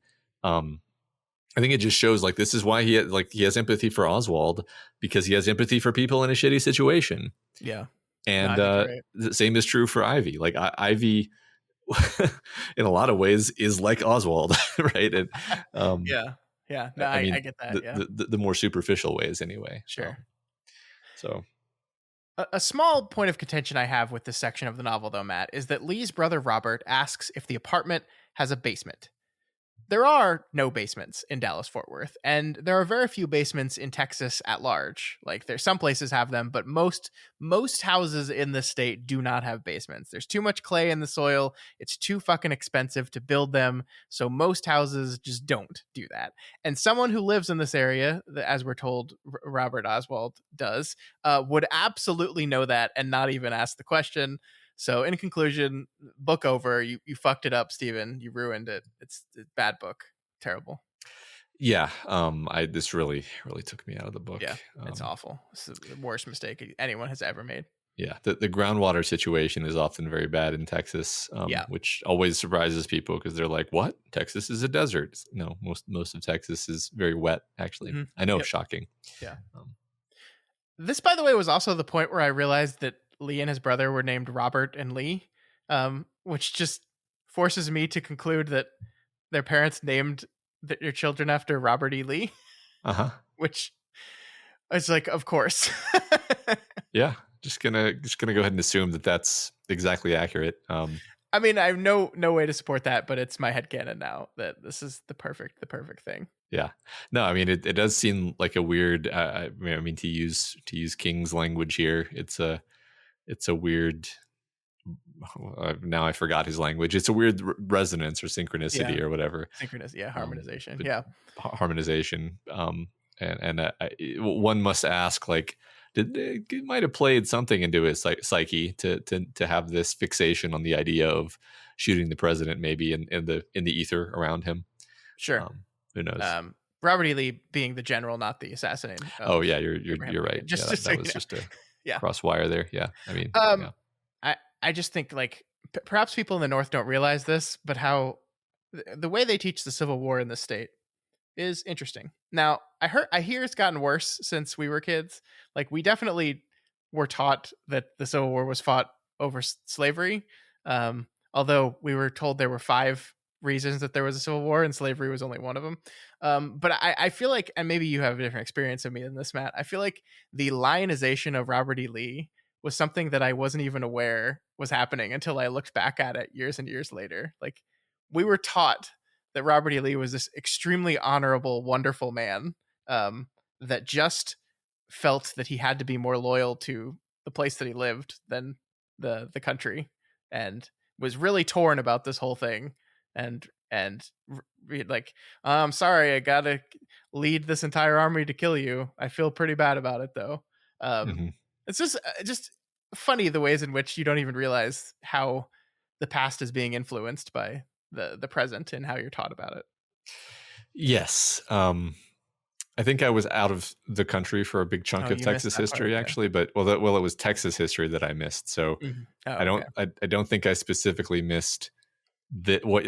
No, let me start over, Scott. Yes, I do remember the lionization of Robert E. Lee and the idea that like he was this great honorable man, and also a weird sense of like, no, it wasn't like good that he was fighting against the Union, but man, was he a good general. He kicked Yeah. their asses, man. He was our guy. He kicked I mean, but all the battles he won, that was bad because, because he was a Confederate, but like man, we kicked their asses so many times. There was So right. You're so right. And it's like, you realize it's happening. yeah. Like you just like you've just kind of like taken this in on yourself, and you're having a conversation about Robert E. Lee decades later, and it's like, wait a minute, hold on. Was any of this true? Yeah. Well, I mean, and the thing is, like I think true or false, the idea that he was an American general who rebelled against America, it's like that's He was not a traitor. patriotic. That's He was a bad. traitor. Like He's a he's traitor. just Yeah. like full stop, bottom Yeah. line, Yeah. traitor, Yeah. done. Yeah. Exactly. Yeah. We've been going on so many digressions, but I'm glad we can all collectively agree that Robert E. Lee was a traitor. Yeah. Anyway, this whole conversation, by the way, started with me complaining about the inaccuracies of basements in Dallas. Oh my God. Okay. So thus begins Jake's time of spying on the Oswalds. Jake admits that this is a little like Rear Window. He also admits that there's nothing he really needs to do here. George hasn't entered the picture yet, and that's the conversation he needs to overhear. But he's spying anyway. And this is the part of the book that we really just, as you said, we kind of leave Jake behind a little bit here and just get to learn quite a bit about Lee and Marina Oswald, their horrible relationship with each other, Lee's horrible relationship with his mother, all this terribleness, and it's rough. It's all tough to read, but pretty fascinating stuff, actually. I agree. I mean, it's tough to read, but it's also kind of juicy drama at the same Mm-hmm, time. mm-hmm. Like, I think King is definitely mining this real life horrible family dynamic for all of the drama that he can get out of it, and Yeah, it works really well. I mean, I assume this is all. I mean, I know that nobody knows what was actually said, right? But like the dynamic, I assume the dynamic is accurate. That he had this mom who was this overbearing, crazy person, and he was warped as a consequence of it. Actually, I avoid doing too much research because I don't want to like spoil the book by learning about U.S. history. sure. But I did read a little bit about Oswald this week because I was curious, and it's like, yeah, it seems like his mom was actually this weird person. Yeah, after his death, his mom said, No one in the history of America has done as much for his country as my son," which is a wild thing to say. Yeah, mother's love, man. Yeah. Yeah, I mean, this is definitely like the historical fiction section of the novel, right? Like we've been spending all this time in the 1950s and 1960s, but this is where really just having our character directly interact with real characters of history and observing those and seeing the stuff that we know about them but dramatized, and it is inherently interesting, and I love that we're kind of being meta with it as we acknowledge that our character is really into it, that like I think he gets so used to doing this, he just wakes up in the morning and walks to the window and like pulls out his binoculars like he's just so used to doing that. And it is interesting stuff. It's kind of inherently fascinating to know that this is a player in history and to get to see his life prior to that one moment that's the reason we know him play out in this way. I like it a lot. Yeah, right. I mean, it kind of slips. I mean, I guess in some sense this is all historical fiction, but this really Hmm. feels like historical fiction more than Yeah, any other part. Yeah, yeah. I like that Lee's mom finds them immediately. You know, like they moved into this house specifically to get away from her, and I think it's like 2 days later yeah, that she rolls up having found them and continues to just be the absolute worst. I love this line about this in particular. Marguerite marched back and forth across the threadbare green carpet, ignoring June's increasingly distressed wails, just as she had ignored Lee's anger. Was she actually feeding on those wails? It looked that way to me. I love this description of her as this woman who like is like smothering in her quote unquote love, and is feeding off of the distress it causes. yeah, yeah. It's such a vicious dynamic. And we see, Oswald knows that his mom knows that Oswald will never really take it out on her, and so he bottles Yeah. up his rage and then uh, takes it out on his wife later, and Ugh. it's Yeah. just awful. Yeah, Yeah. We also learn here that Marina and Lee eventually get involved with some Russian expats and that take pity on them, and perhaps because they're attracted to the, as we're told, incredibly hot Marina. I think hmm Jake's maybe a little attracted to her. yeah. They start bringing him groceries and furniture, and it is through these guys that Lee will eventually meet George Demerench.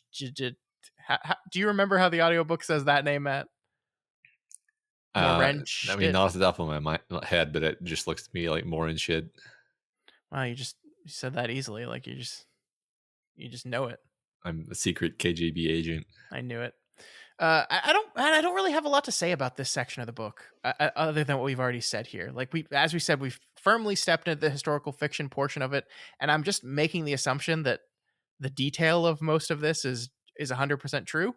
And it's interesting, and I like it, but yeah, I don't have a lot to say. Yeah, this is the main part that I felt like it kind of floated away from Jake, Yeah. um, and becomes his perspective describing stuff to us, and it's still riveting though. Like I think Hmm. Hmm. this actually really impressed me because I was like, this can be kind of really obvious when an unskilled writer tells you stuff. Like it's just an info dump. It's the classic failure mode of writers. Forever is like, oh, and then they just have to tell us a bunch of shit so that we're caught up with the background. But none of this felt boring or slow at all. I was just as engaged with this sort of interesting spyglass view into the life of the Russian immigrant community and this terrible marriage and all of these things. I thought it was just as entertaining as anything else. Yeah, I think that's a good point. I think there's a risk of this that like King has made it so clear here that while the Kennedy assassination stuff is the plot, the story revolves around Jake and possibly even Jake and Sadie. And so there's a risk that when you start moving away from that stuff, that we lose interest or that the novel like loses a step. And while I like the Jody stuff and this stuff for very different reasons, and I think I might actually still like the Jody stuff more relative, I don't think the book ever loses anything in this transition. It's different, but I agree. I am still enjoying it a lot. Yeah, cool. All right. So eventually the Oswalds get dressed up to go to a party. We learn here that Oswald will blow up at this party, get frustrated with the Soviets who have apparently abandoned their communist beliefs to Lee's frustration, and also probably a little bit frustrated because these guys all clearly want to hook up with his wife. Um, and this is a big point, because this is where um, George first hears about them and will eventually become friends with Lee, which again is a thing I'm guessing just is the true thing that happened. I don't know. Um, Yeah. but I love this part.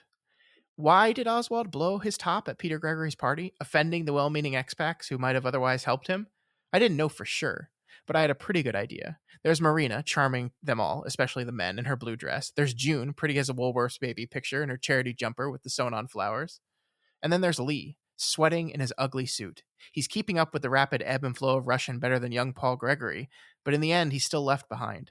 It must have infuriated him to have to kowtow to these people and to eat their salt. I hope it did. I hope it hurt.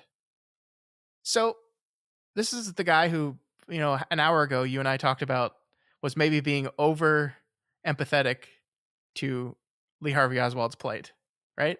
Yeah. And now here, he's pretty fucking vindictive. Like, yeah. Is this a change? Is it a shift? Is it spending the last few weeks or months spying on this guy that has just taken away any empathy Jake has for him? I'm not sure, honestly. I don't know. I feel like what I'm about to say is 80% projection, but it's like he's trying to cultivate some ember of hate for this man that he knows he's going to have to kill. But it's hard. Yeah. Because he keeps accidentally humanizing him. And I think maybe both of those things exist in him at the same time. He simultaneously hates this guy and maybe kind of feels for him and feels for their family and wishes that all of this weren't so. And maybe even, weirdly like feels resentment that it's this guy's fault that his relationship with Sadie is ruined, which is like not true. So, but it's like a very warped way of thinking, but I simultaneously think it's totally realistic that he would think that way. That is where I wanted to take this to. That idea is that, like, what perhaps started as empathy has slowly morphed over time to, I hate this. I hate that I'm here. I hate that I'm having to do this. And like Marina is for Lee, a person that he can take out the frustrations he feels that he's powerless to do anything about on. I feel like Lee Harvey Oswald is becoming that for Jake a little bit. Yeah.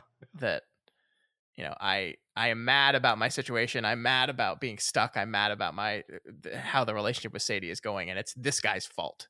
And I'm going to take it all out on him. Yeah, absolutely. Yeah. So while the Oswalds are out, Jake sneaks in to their house and plugs the lamp bug into his tape recorder, and so the bugging of Lee Harvey Oswald has begun. I feel this is another moment in this episode where I felt a little confused by the technology stuff, because I was like, I thought he already did this. And I think now I get it after having had time to think about it. But I think the issue is I was literally not understanding how shitty the technology is that he has to deal with. So I was just like, it can't possibly be that he's going to have to go back into their apartment again. But no, that is exactly what happens, which is extremely risky, right? Like, yeah. Like almost unbelievably risky. Yeah. To be clear, if anyone listening is also confused, the listening device is essentially two pieces, right? It's the microphone in the lamp, and it's the recording device, that are separate technologies that have to connect to each other. Mm-hmm. So he had installed the lamp before they moved in, and now he had to hook up the recording device. And he's going to have to flip the tapes. I believe he's like drilled a hole in the wall so that he can, without having to go into the house, he can collect and change the tapes. But he hadn't set that portion of it up yet, because I think he was trying to do the minimum amount of stuff until absolutely necessary. Yeah, it all just seems incredibly dangerous. And God, yeah. I mean, so I am beginning to think like probably this lamp solution is not going to work. It just seems too rickety, too requiring of his constant intervention, especially like somebody's going to notice that this guy's going into their apartment, but he has this parabolic mic now. So even if the lamp is not viable anymore, he can still listen in, and then that becomes relevant, right? Yeah, we're basically told this week that the lamp picks up one valuable conversation, but we don't know. We don't know if that's the one that he thought it was going to be, the one where he talks with George. Like, that's the whole point of this. We don't know. But essentially, it is a big risk, especially given that Lee, as we've said, is pretty paranoid. And Yeah. if he drops and breaks the lamp like Jake almost does in this moment and sees a recording device in it, game over. Like, Yeah. he's just changed the future, and now we have no idea if Lee's going to follow his prescribed path at all anymore. Yep. Exactly. So yeah, incredible risk here, incredible risk, and that's kind of what Jake realizes in this moment is like he almost drops the lamp and he catches it at the last minute, and he's like, "What am I doing here? Like, why am I doing this?" Like, Uh-huh. and the voice of Al kind of perks in and says, "Hey, it's because of that window of uncertainty. It's because of that reasonable doubt. It's because we don't know for sure that this guy did it, and this is a way to make sure. This is a way to know and to be definitive about who was involved in what." And so Jake practices the good old sunk cost fallacy and says that he gave up Sadie for this fucking bug lamp, and so he might as well make sure he uses it. Yep. Never went wrong with the old sunk cost fallacy. But at first, Matt, we learn that this bug lamp is not picking up any valuable conversations. It isn't picking up quite enjoyable, funny conversations, though. Yeah. I really do like this little, almost like side anecdote where Jake gets to overhear Lee like inviting a teenager just trying to sell magazines into his home and trying to lecture this kid on the dangers of capitalism and how bad it is, and it's the man trying to keep them down, and you really need to be more enlightened like me, Lee Harvey Oswald. I've been studying and reading about these things since I was a small child, and as you can see by my current situation, it's done wonders for me. Right. It's great. I love this mix of Oswald being like this, scary historical monster and also Yeah. kind of just being a comical idiot sometimes. Yeah. It makes for an enjoyable mix. It does. It's a really fun, like, that he can simultaneously be both of those things. I think is really great, because you're like, there is a part of you that I think is reading this stuff and looking at this guy, and you're like, this guy, this is the guy who changed the whole fucking world forever. And I think that happens a lot when you start doing, like, we talked a couple weeks ago about that show Manhunt that I was watching on Apple TV about the assassination of Abraham Lincoln, and it's just like, that's the same thing I felt while watching that show. It's like, him, this Yeah. guy, really? Yeah. Yeah. Yeah. It's so interesting.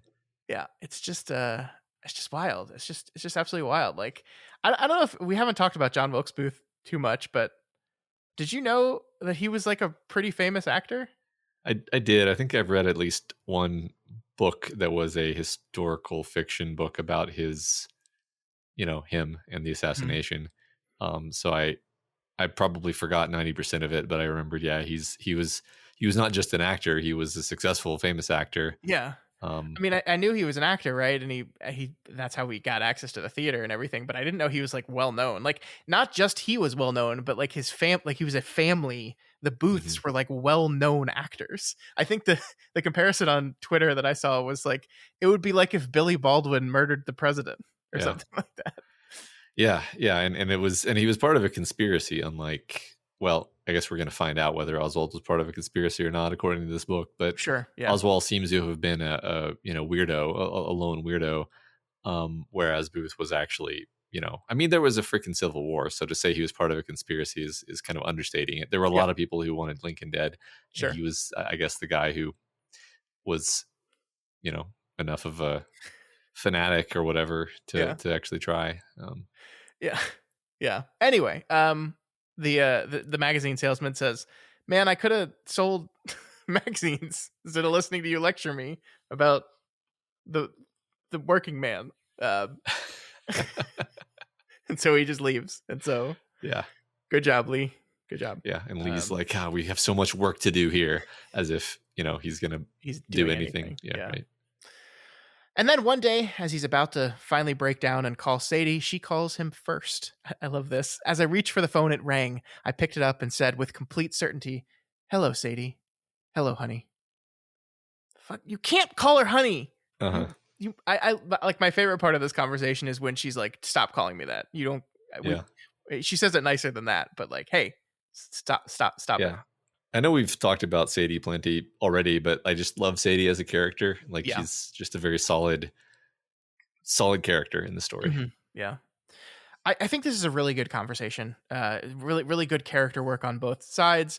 King employs that old standard device he's been using for literally 40 years at this point, where he puts characters' thoughts in parentheticals kind of in the middle of sentences. And so we get to see kind of two versions of this conversation in Jake's head, the version he's saying and the version he wants to say.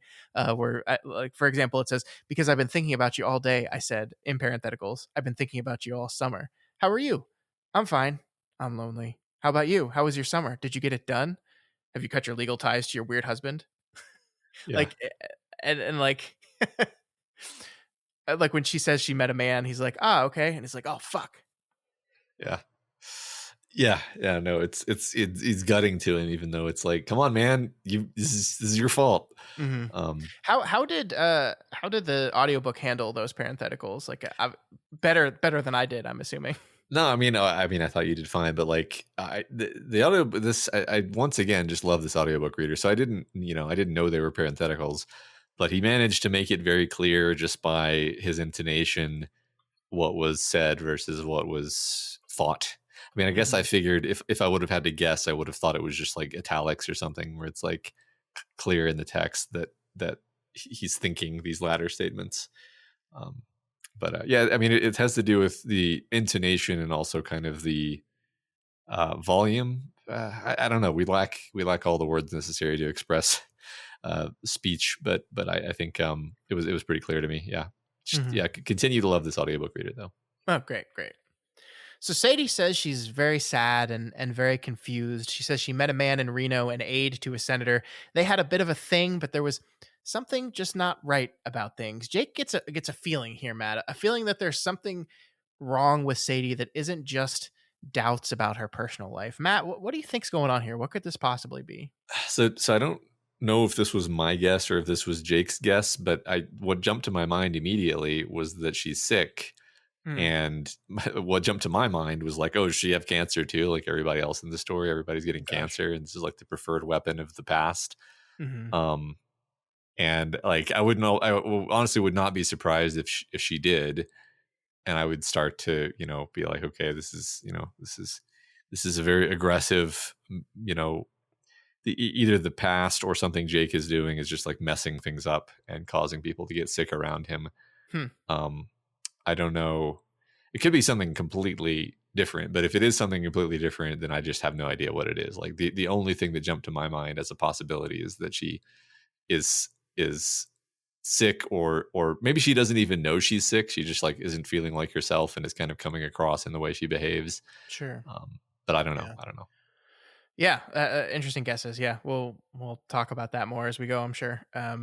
Sadie also calls Jake out on lying once again, saying he's telling all the people in Jody that care about him that he's in Dallas, but when she called him, he's on a Fort Worth exchange, so they know he's out in Fort Worth. She also says nobody knows where you live. Isn't that a weird thing that like all these people you're friends with and are close, but nobody knows where you live? Jake tries to tell her that what he's doing is very important, but Sadie doesn't want to hear it. She says all the men in her life say they're doing very important things. This is when she starts talking about Roger, her aide boyfriend, that is talking about Kennedy and something is going to happen in the fall in Cuba. She's referring, of course, to the Cuban Missile Crisis, and the end of the world, as we know, will not happen. But a very scary time in history is coming up. It was, I believe, October of '62 is when the Cuban Missile Crisis was. So we get this beat that like she's thinking about that, and that we know that her crazy old husband Johnny used to talk to her about the end of the world quite often. So he kind of convinces himself, although we're unclear of what it is, that this call from Sadie was more of a cry for help than just a check-in. So he decides he needs to do something about it. Mm-hmm. Yeah, it's interesting. We kind of have to take his word for it because I'm like, what do you mean exactly, Jake? But that's Yeah. fine. Mhm. I think the book is just telling us something is off with her. Yeah. So Yeah. we can just take that at face value, I think. Sure. Yeah. It says specifically, I tried to tell myself that her call had been nothing but a stratagem to get me off the dime, a speak for yourself, John Alden kind of thing. It wouldn't work because that wasn't Sadie. It had seemed more like a cry for help. And so because of that, he calls Ellie and just asks her how Sadie's doing. She says she's okay. She was, fine and normal when she first came back, but agrees that she's now seems a little bit distracted and sad. But that makes sense because this place reminds her of her idiot boyfriend who's off doing God knows what. And this is, by the way, Matt, the first time we see someone like get mad at Jake a little Mhm. bit here. Ellie like says, "Hey, Jake, stop asking about her. Yeah. Stop like shit or get off the pot kind of Right. behavior right now, right? Like you know what she wants, you know what she needs." And like his behavior I guess makes sense in the context that we have, but like once again we can imagine someone else from some other perspective being like, what do you want, Yeah. guy? Like Right. what are you hoping for here? Yeah. Right. And no, it would be very inexplicable and strange to anyone outside of the situation, obviously. Yeah. Oh, just to say it out, just to say it, so that I get credit if I'm wrong, and then you can laugh at me if I'm not. Is Okay. it's possible that she's pregnant, Hmm. um, Okay. um, which would be, I mean, it's kind of an idea we talked about. Is the risk of that sort of thing happening?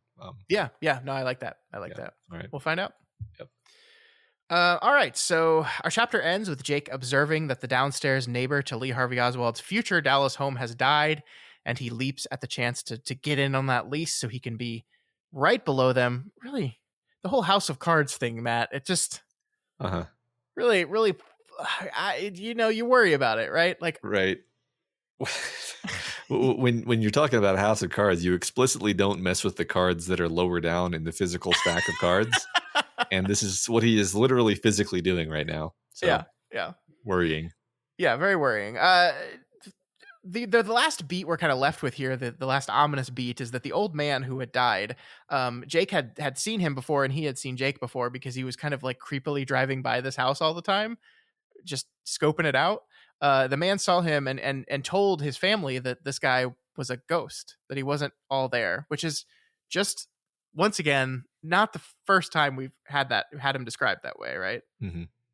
Yeah, I mean, my vibe at this point is that people who have a bit of the shine perceive him as being, translucent, maybe not literally, but just sort of like spiritually off, different, like a ghost somehow. Yeah.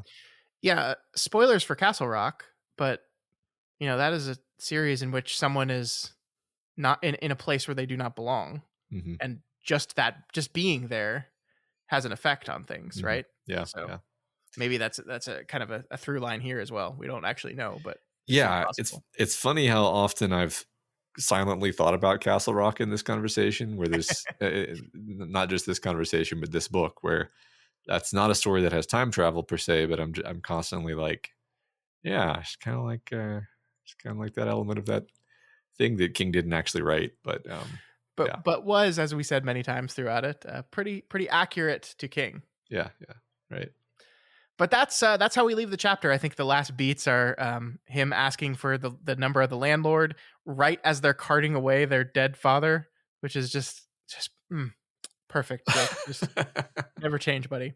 Yeah, And then, but it ends on this, like, he does the uncouth, rude thing by walking up to them and being like, "Hey, I know your husband just died, but I want to live in your apartment. uh-huh, Give me the landlord's number." I know they're literally carting his body away, and then she says, "Well, what'll it be worth to you?" uh-huh, And then he has and then like I think the woman that's living in the second floor says, "I'll give it to you for free." And and so they say, "Shut your fucking mouth" to that woman, and Jake says, "That was the thing about Dallas, dairy too, neighborly." uh-huh, And I'm like, yeah, I mean, good point. These people are assholes to each other. It's like, but Jake, you you started it by uh-huh, you asked a grieving woman and daughter, "Hey, I see your father/husband died, yeah. so you're moving out?" Yeah, this is an opportunity for me. Um, it's just funny to me to imagine that Jake is walking around in broad daylight so close to Oswald's house. Like, I know Oswald's not there, but like, what if he has to come home early? Yeah. What if his wife sees him and is like, there's a very tall man who basically resembles the descriptions of like the Men in Black. Um, and like is really weird and speaks weirdly like an alien Yeah. creeping around our house. and maybe staring at us, and has this weird expression on his face whenever he looks at us. Yeah. Nothing about this is careful. And yeah, like maybe he's doing a very good job of not being noticed in Fort Worth. But as you said, he's not a very inconspicuous person just in his general build. Yeah. And he's living across the street from them. And then they're going to move to Dallas. Uh-huh. And then he's going to be living underneath them. Uh-huh. And it's so if you recognize him at all from Fort Worth and then he's suddenly living in the same apartment as you, again, like that we've been told this house, like you gotta be careful, Jake. It's a house of cards, gotta be very careful. He's gonna start, like he's going to have to interact with him at some point, right? Yeah. And when that happens, butterfly effect. It's just it's, and I'm not saying this is the way the book's gonna play out, but I feel like the book has set it up for this kind of stuff to be on your mind. Where it's like, do you really need to live below him? Like, if you're really convinced that the conversation with George de blah, blah, blah is going to happen in the Fort Worth home, and that's why you got the bug and put it there, why do you have to live underneath him in Dallas? Why? Yeah, I mean, contrast this with how he behaves with Frank Dunning, where he literally was like, all right, I am going to have literally nothing to do with him at all until I just walk up to him and shoot him. Yeah. Now, admittedly, this was on the second pass through, and Sure. after he had done his information gathering. But presumably, this time his plan is not to have a separate information gathering trip, right? Like, no, that's not going to work. Yeah. So it's he's not, and things went really badly, by the way, the first time through with Frank Dunning. So. Yeah, definitely, and maybe getting the apartment is because that's where he plans on doing the murder. Yeah, maybe. I mean, yeah. But even that, if you're trying to get away with this, because you're going to do murder, being underneath him, it's just we're really playing risky here. I think it is. Yeah. Although this book has caused me to ask more like, how would I get away with murder questions than I usually do on a daily basis. Well, good. So, how is the number of times that you do wonder that above zero? Normally depends on whether I'm commuting that day. Oh yeah, no, that's fair. Yeah, I was being judgmental, and then I immediately became sympathetic. Yeah, good. So, I got on the same page. Yeah, I got you. But that is the end of chapter 18 and the end of our reading for this week. We will pick things up again next week. We're doing chapters 19 through 22. So in comparison to this week, we're going to be covering a lot of ground next week. I believe that takes us to the very end of part 4 of the book. So expect a lot there, Matt. There's a lot's going to go down. All right. Before we leave for the week, though, we do have our discussion question to talk about. Matt, what was last week's question? What's your favorite spectacular crash and burn in a romantic relationship? Oh, this is a fun one. I enjoyed a lot of these answers. Me too. So from Idolin Jones, we have anybody who loves tumultuous relationships and hasn't watched the 5-season sitcom You're the Worst, go start right now. The show stars narcissistic, self-absorbed writer Jimmy and depressed, self-destructive PR exec Gretchen, two people who should be in therapy instead of relationships. They meet at a wedding, and a one-night stand blossoms into something more, and the two of them find they just can't leave each other alone. The show chronicles their battles with mental health, death, and grief, and their own egos as they try to make a healthy relationship out of their unhealthy lives. They have ups and downs over the course of the series, and the ups are absolutely amazing, while the downs are crash and burn disastrous. I'm talking set the car on fire disastrous. Ghost someone for 3 months right after their happiest moment disastrous. Tell them everything's okay between you, then tank their interviews on live TV horrendous. At one point, Gretchen acts disturbingly like a ghost from The Grudge or The Ring, and it's genuinely unsettling. You can't look away no matter how much you might want to, because despite it all, you do want them to succeed, to mature, and trust each other, and pull the whole thing off. This is a pairing that makes you think back to your most terrible relationship and think, I guess I didn't have it so bad. Then it makes you think, maybe I should give them a call. No. Well, I'm never going to watch this. Thanks for the warning. This is probably like one of the most underrated shows ever. I fell in love with the show. I was listening to a TV podcast that was talking about in the first season, and it sounded interesting, and I started watching it, and it became appointment viewing for me. It is so funny, I mean, like I think Idola Jones did a really good job of like pointing out like the ways in which like the drama of the show really works, but like it's really really funny too. Like the main characters are perfect of Jimmy and Gretchen are perfect. There's also two side characters, Edgar and Lindsay. And Lindsay, like this is this woman, like I had never seen her act in anything until the show, and she is so frequently hilarious in the show. Like I can't even believe it. Like if you're listening to this and you haven't watched the show yet, like listen to this guy, listen to Idola Jones. This is a great show. It's funny, it's moving, it's everything you want out of a half hour comedy. Seriously. Awesome. I may do that. It's raunchy in all the best ways too. It's I love it. I love it. All right, Mogi24 says, finding a story where the relationship ends in a spectacular explosion, spares the tears, and is directed by Danny DeVito. I think that was a requirement. You'd be remiss if you didn't include 1989's The War of the Roses. I saw it in theater when it came out, and I'm not sure how well it holds up, but I remember how Michael Douglas and Kathleen Turner did a great job portraying a loving couple that become enemies. It's pretty bleak by the end, so maybe there are tears. Okay. I've never actually seen The War of the Roses, embarrassingly. I'm glad they picked up on our hidden Danny DeVito requirement, though. But I've never actually seen that film. Yeah, most people don't pick up on the Danny DeVito requirement. No, I haven't seen that film either. But sounds good. All right. To be clear, it's okay if the ending is sad. What we didn't want is like a tragic ending. We didn't want like a Romeo and Juliet, like Titanic, like oh, isn't it so sad that these two people can't be together? We wanted like they're fucking yelling at each other, crash and burn. They were a poor fit from the beginning. Actually, I was kind of open to any flavor, but yeah, that was what I had. That's I guess what we had in mind. All right, Apocalypse Win 7 says my favorite crash and burn relationship. Sorry, I'm just wondering if. Never mind. My favorite crash and burn relationship moment is the Whitecaps episode of The Sopranos, where Carmela finally confronts Tony about his infidelity.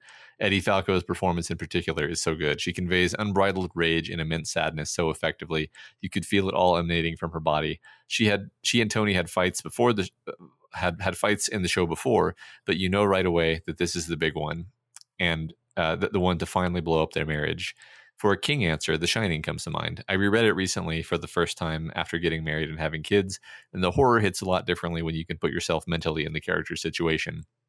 As a teenager, the scariest moments were the supernatural events like the fire hose or the topiary animals. As an adult, I can't think of much scarier than being isolated with my kid while my spouse slowly and violently loses their mind before my eyes. And of course, the relationship ends quite literally, explosively. Indeed. Yes. Have you ever watched The Sopranos? No, I have not watched The Sopranos. We probably talked about this before, but neither have I. And I feel like we both have to fix that. Like, how can I call myself a fan of television and not seen The Sopranos? And I'm Italian. You're Italian too. What are we doing? We're two Italian men who haven't watched The Sopranos. I feel like maybe that's part of why I haven't watched it. Is I'm like, you're appropriating my culture. No, that's not true.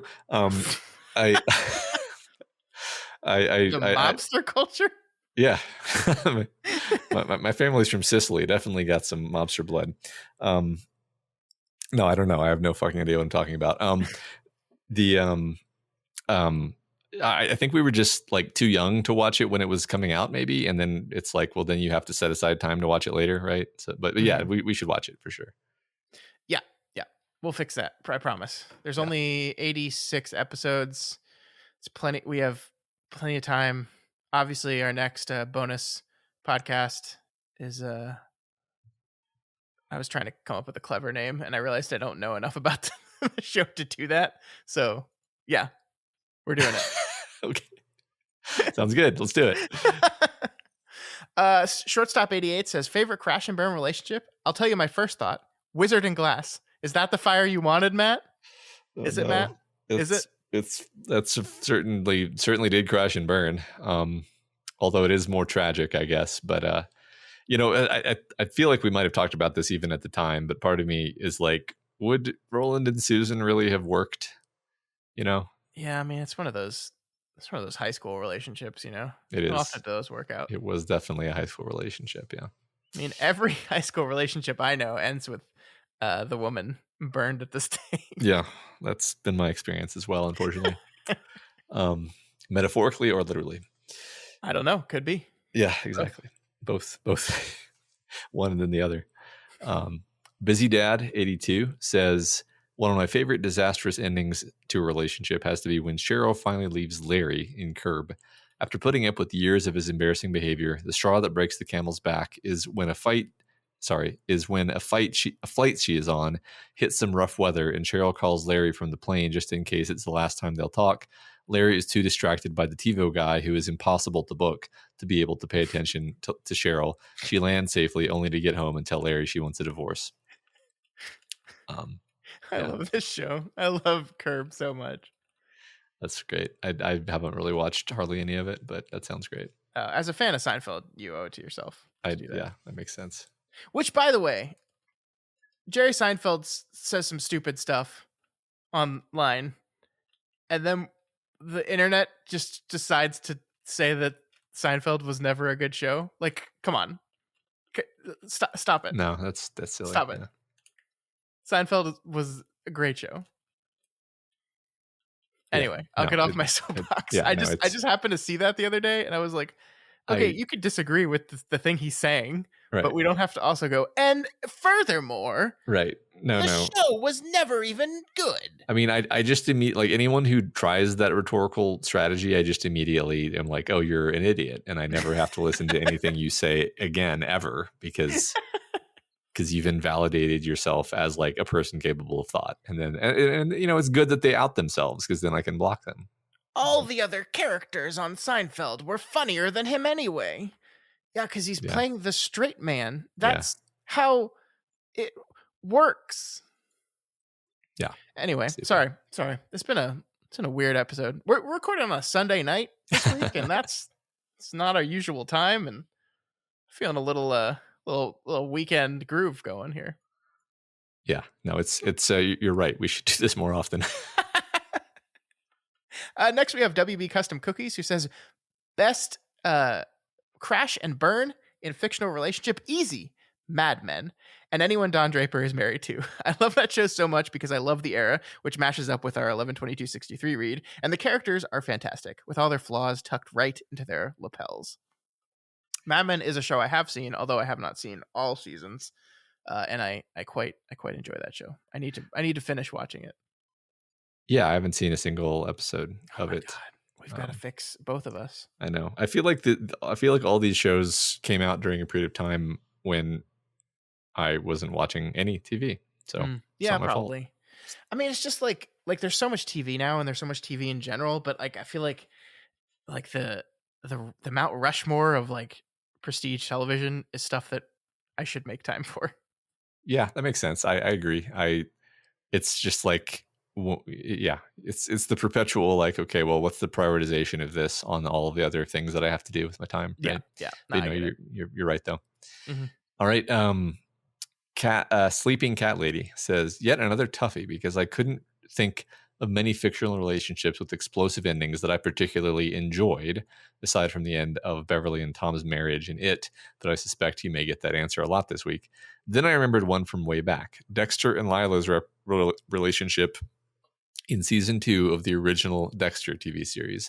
At first, Lila seems like a good match for our boy. She seems to immediately see him for what he really is, but also seems to understand him without judgment. She also awakens feelings of sexual excitement and pleasure in him that he'd previously believed he was incapable of. Unfortunately, it turns out the reason Lila understands Dexter so well is because she herself is a sociopath, albeit one without a code like the one Dexter's adopted father instilled in him. She pulls a bunch of Fatal Attraction type stunts, such as setting fire to her own home and arranging for Dexter to be attacked to bring him closer to her, and breaking into his ex-girlfriend Rita's house. When Dexter ends things with her after this incident, she escalates, sleeping with a coworker of his and then accusing the man of rape, even dosing herself with Rohypnol to back up her claim. After Dexter's sister Deb threatens her with deportation, Lila tracks down the location where Dexter has been holding his coworker Dokes, who is on to him and who lets Lila in on Dexter's secret identity as the Bay Harbor Butcher. Lila then rigs an explosion to kill Dokes and protect Dexter's secret. She believes this will bring Dexter back to her, but in fact has now violated his code by killing an innocent person, and he can justify killing her. I don't know that I want to like spoil the entire ending of this, but it sounds like a really good relationship that just kind of went off the rails at some point in there. Wait, did you never watch Dexter either? Never watched Dexter either. For some reason, I thought Dexter was one you had watched. Maybe that was Michael. I'm thinking. Yeah, I think Dexter. I think Michael has watched Dexter. I think it was really good, and until it wasn't, and that's the way that went. I think I may have watched like literally one episode of it and was like, "Oh, this is pretty engaging," and then I didn't watch anymore. Yeah. I think the problem was I tried to watch it like with my family over like a Christmas break or something, and it was just not like. It did not have broad appeal in the cross section of people I was watching it with. Yeah. But I liked it. So, as a person who watched 5 seasons of Dexter before I bounced off of it, that is a very good answer. I like that. Cool. Para Jane says, I have to go with Xander and Anya in season 6 of Buffy. I don't think it's a spoiler to say the Scoobies get no romantic happy ending. Those who know might think I'm referring to the fact that Xander left Anya at the altar. And yes, that's bad. But the really spectacular crash and burn is when Xander shows up to Anya later, after she's been abandoned in a hall where her demon friends are fighting Xander's drunk family. Xander admits to her that he doesn't feel ready for marriage, and then we realize he still thinks they're still dating. She's been humiliated on the happiest day of her 1100-year life by the man she loves, and he comes crawling back thinking they can just go back to being together without the whole marriage thing being a part of it. Xander, dude. It's excruciating for them both. Him in realizing he's lost her, and for her in realizing how horribly he's been taken her for granted. Yeah, that's a great answer. That's a really, really, really great crash and burn relationship. I know a lot of people that don't like season 6 of the show, and this is particularly part of it, that in their mind the Xander and Anya horrible breakup part wasn't earned or set up, and I even if you don't like it, I completely disagree with that. I think it all makes sense for the characters in the moment and what's happening. And it's rough. It's a rough hang. It's a rough thing to happen. It's not satisfying. You want characters to have happy endings, but sometimes they don't because they can't get out of their own way.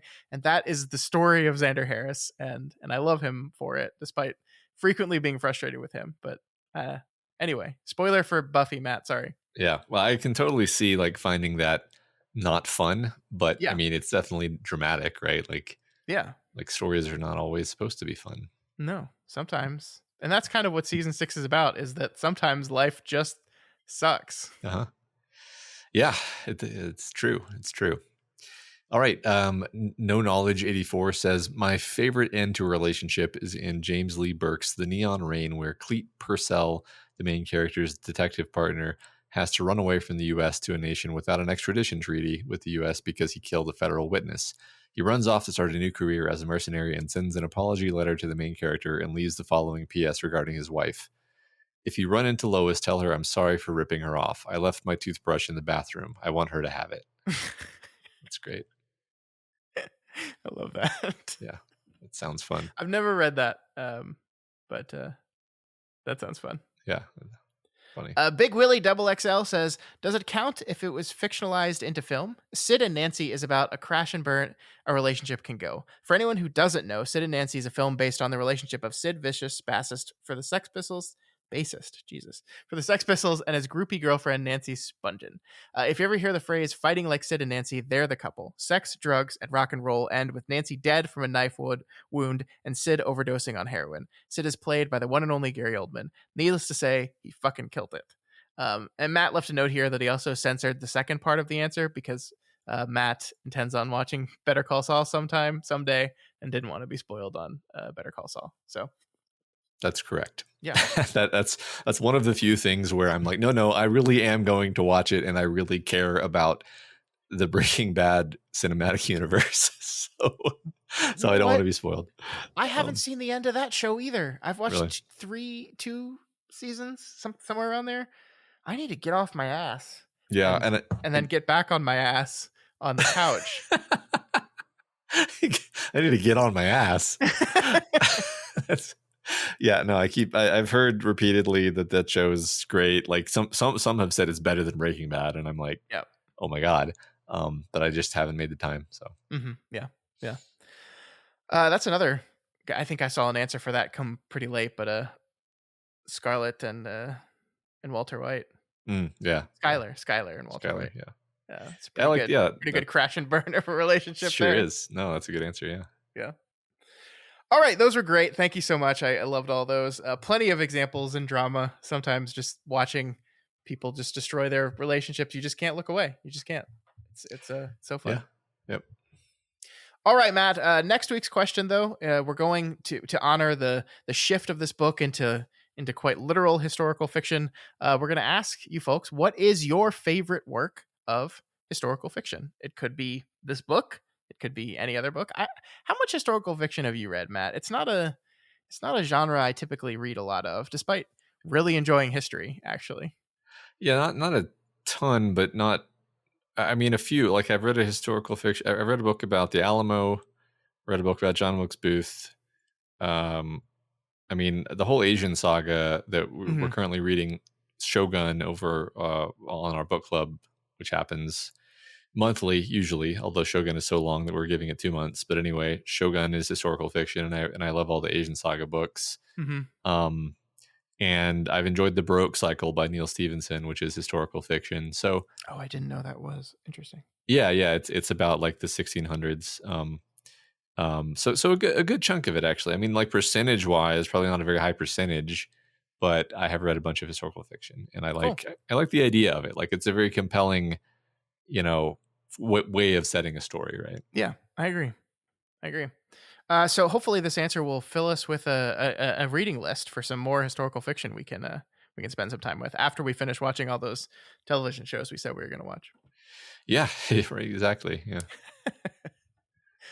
All right, folks, that's going to do it for us this week on Kingslingers. Next week, we will continue with part 8 of 11/22/63. We were going to be reading chapters 19 through 22. 4 chapters. It's a lot. I think this is one of our longest sections of the book, and I suspect we're going to have a lot to talk about.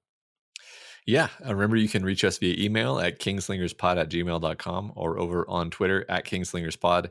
And of course, the best place to answer the discussion question and just to hang out would be the subreddit at reddit.com/r/doofmedia. And if you are interested in any of Doof Media or Kingslingers merch, you can always head on over to our merch store, doofmedia.myshopify.com. You'll find just a murderer's row of things.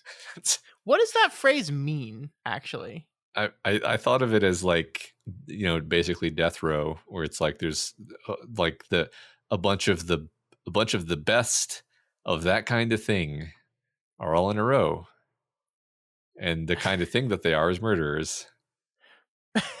Yeah, but where did that come from? Like, it's mostly used in sports, I think. Yeah, well, it's like if you got to get a murderer, then you got to go to Murderer's Row and pick out your murderer.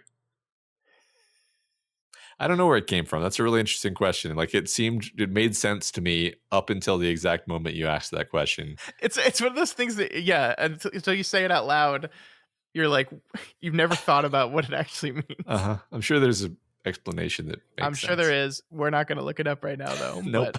But the point is, though, at merch, it's real good. Just also describing the merch as a murderer's row is very good. Yeah. I don't even think that's proper usage. But no, it doesn't matter.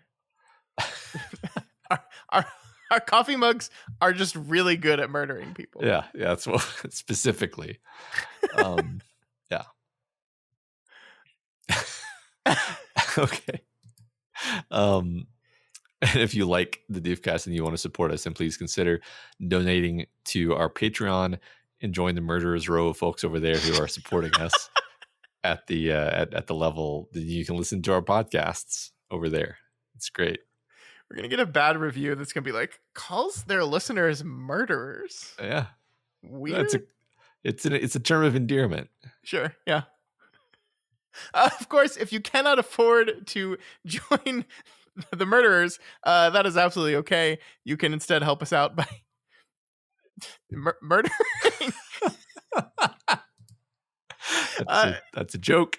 Yeah, please don't do that. You can instead just do what a normal person does and share the podcast with people, or you can leave us a rating and reviews on Apple Podcasts or Audacity or wherever else they have those reviews. Once again, we do not have a new review to read, which is just really quite tragic.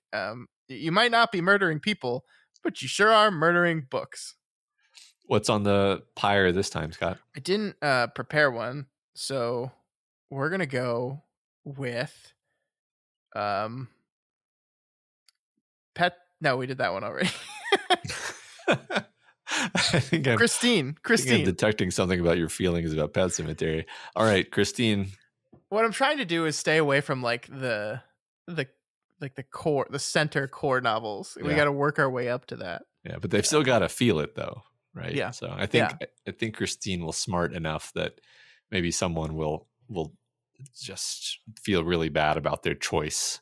Yeah. And rectify it. I mean, the cool thing about Stephen King novels is every single one is somebody's favorite. So we're breaking someone's heart every week, and it's all your fault, listeners. Yeah. To be clear, though, even if you post the review now, it's too late for Christine. Yeah. Also, I did not check Audacity, or not Audacity. What is the Audible? I didn't check Audible this week. I only checked Apple. So there could have been a new review, but it's just too late. Yeah. Okay, I checked. We can't be bothered. Oh, okay. Bullet dodge. There we go. All right. Please send those reviews in. They really do help. And I know we've kind of probably reached we've been doing the show for a while now, and probably kind of reached a saturation point where everyone that's listening regularly has already done that. And we appreciate you. We really do. Yeah. Thank you. All right, folks. That is it for this shockingly goofy episode of 11/22/63. But we will be back next week for probably just more fun times. If I had to guess what's going to happen in these next 4 chapters, it's a whole lot of giggles. But right. We'll be back to talk about those next week. Long days and pleasant nights. And may you have twice the number.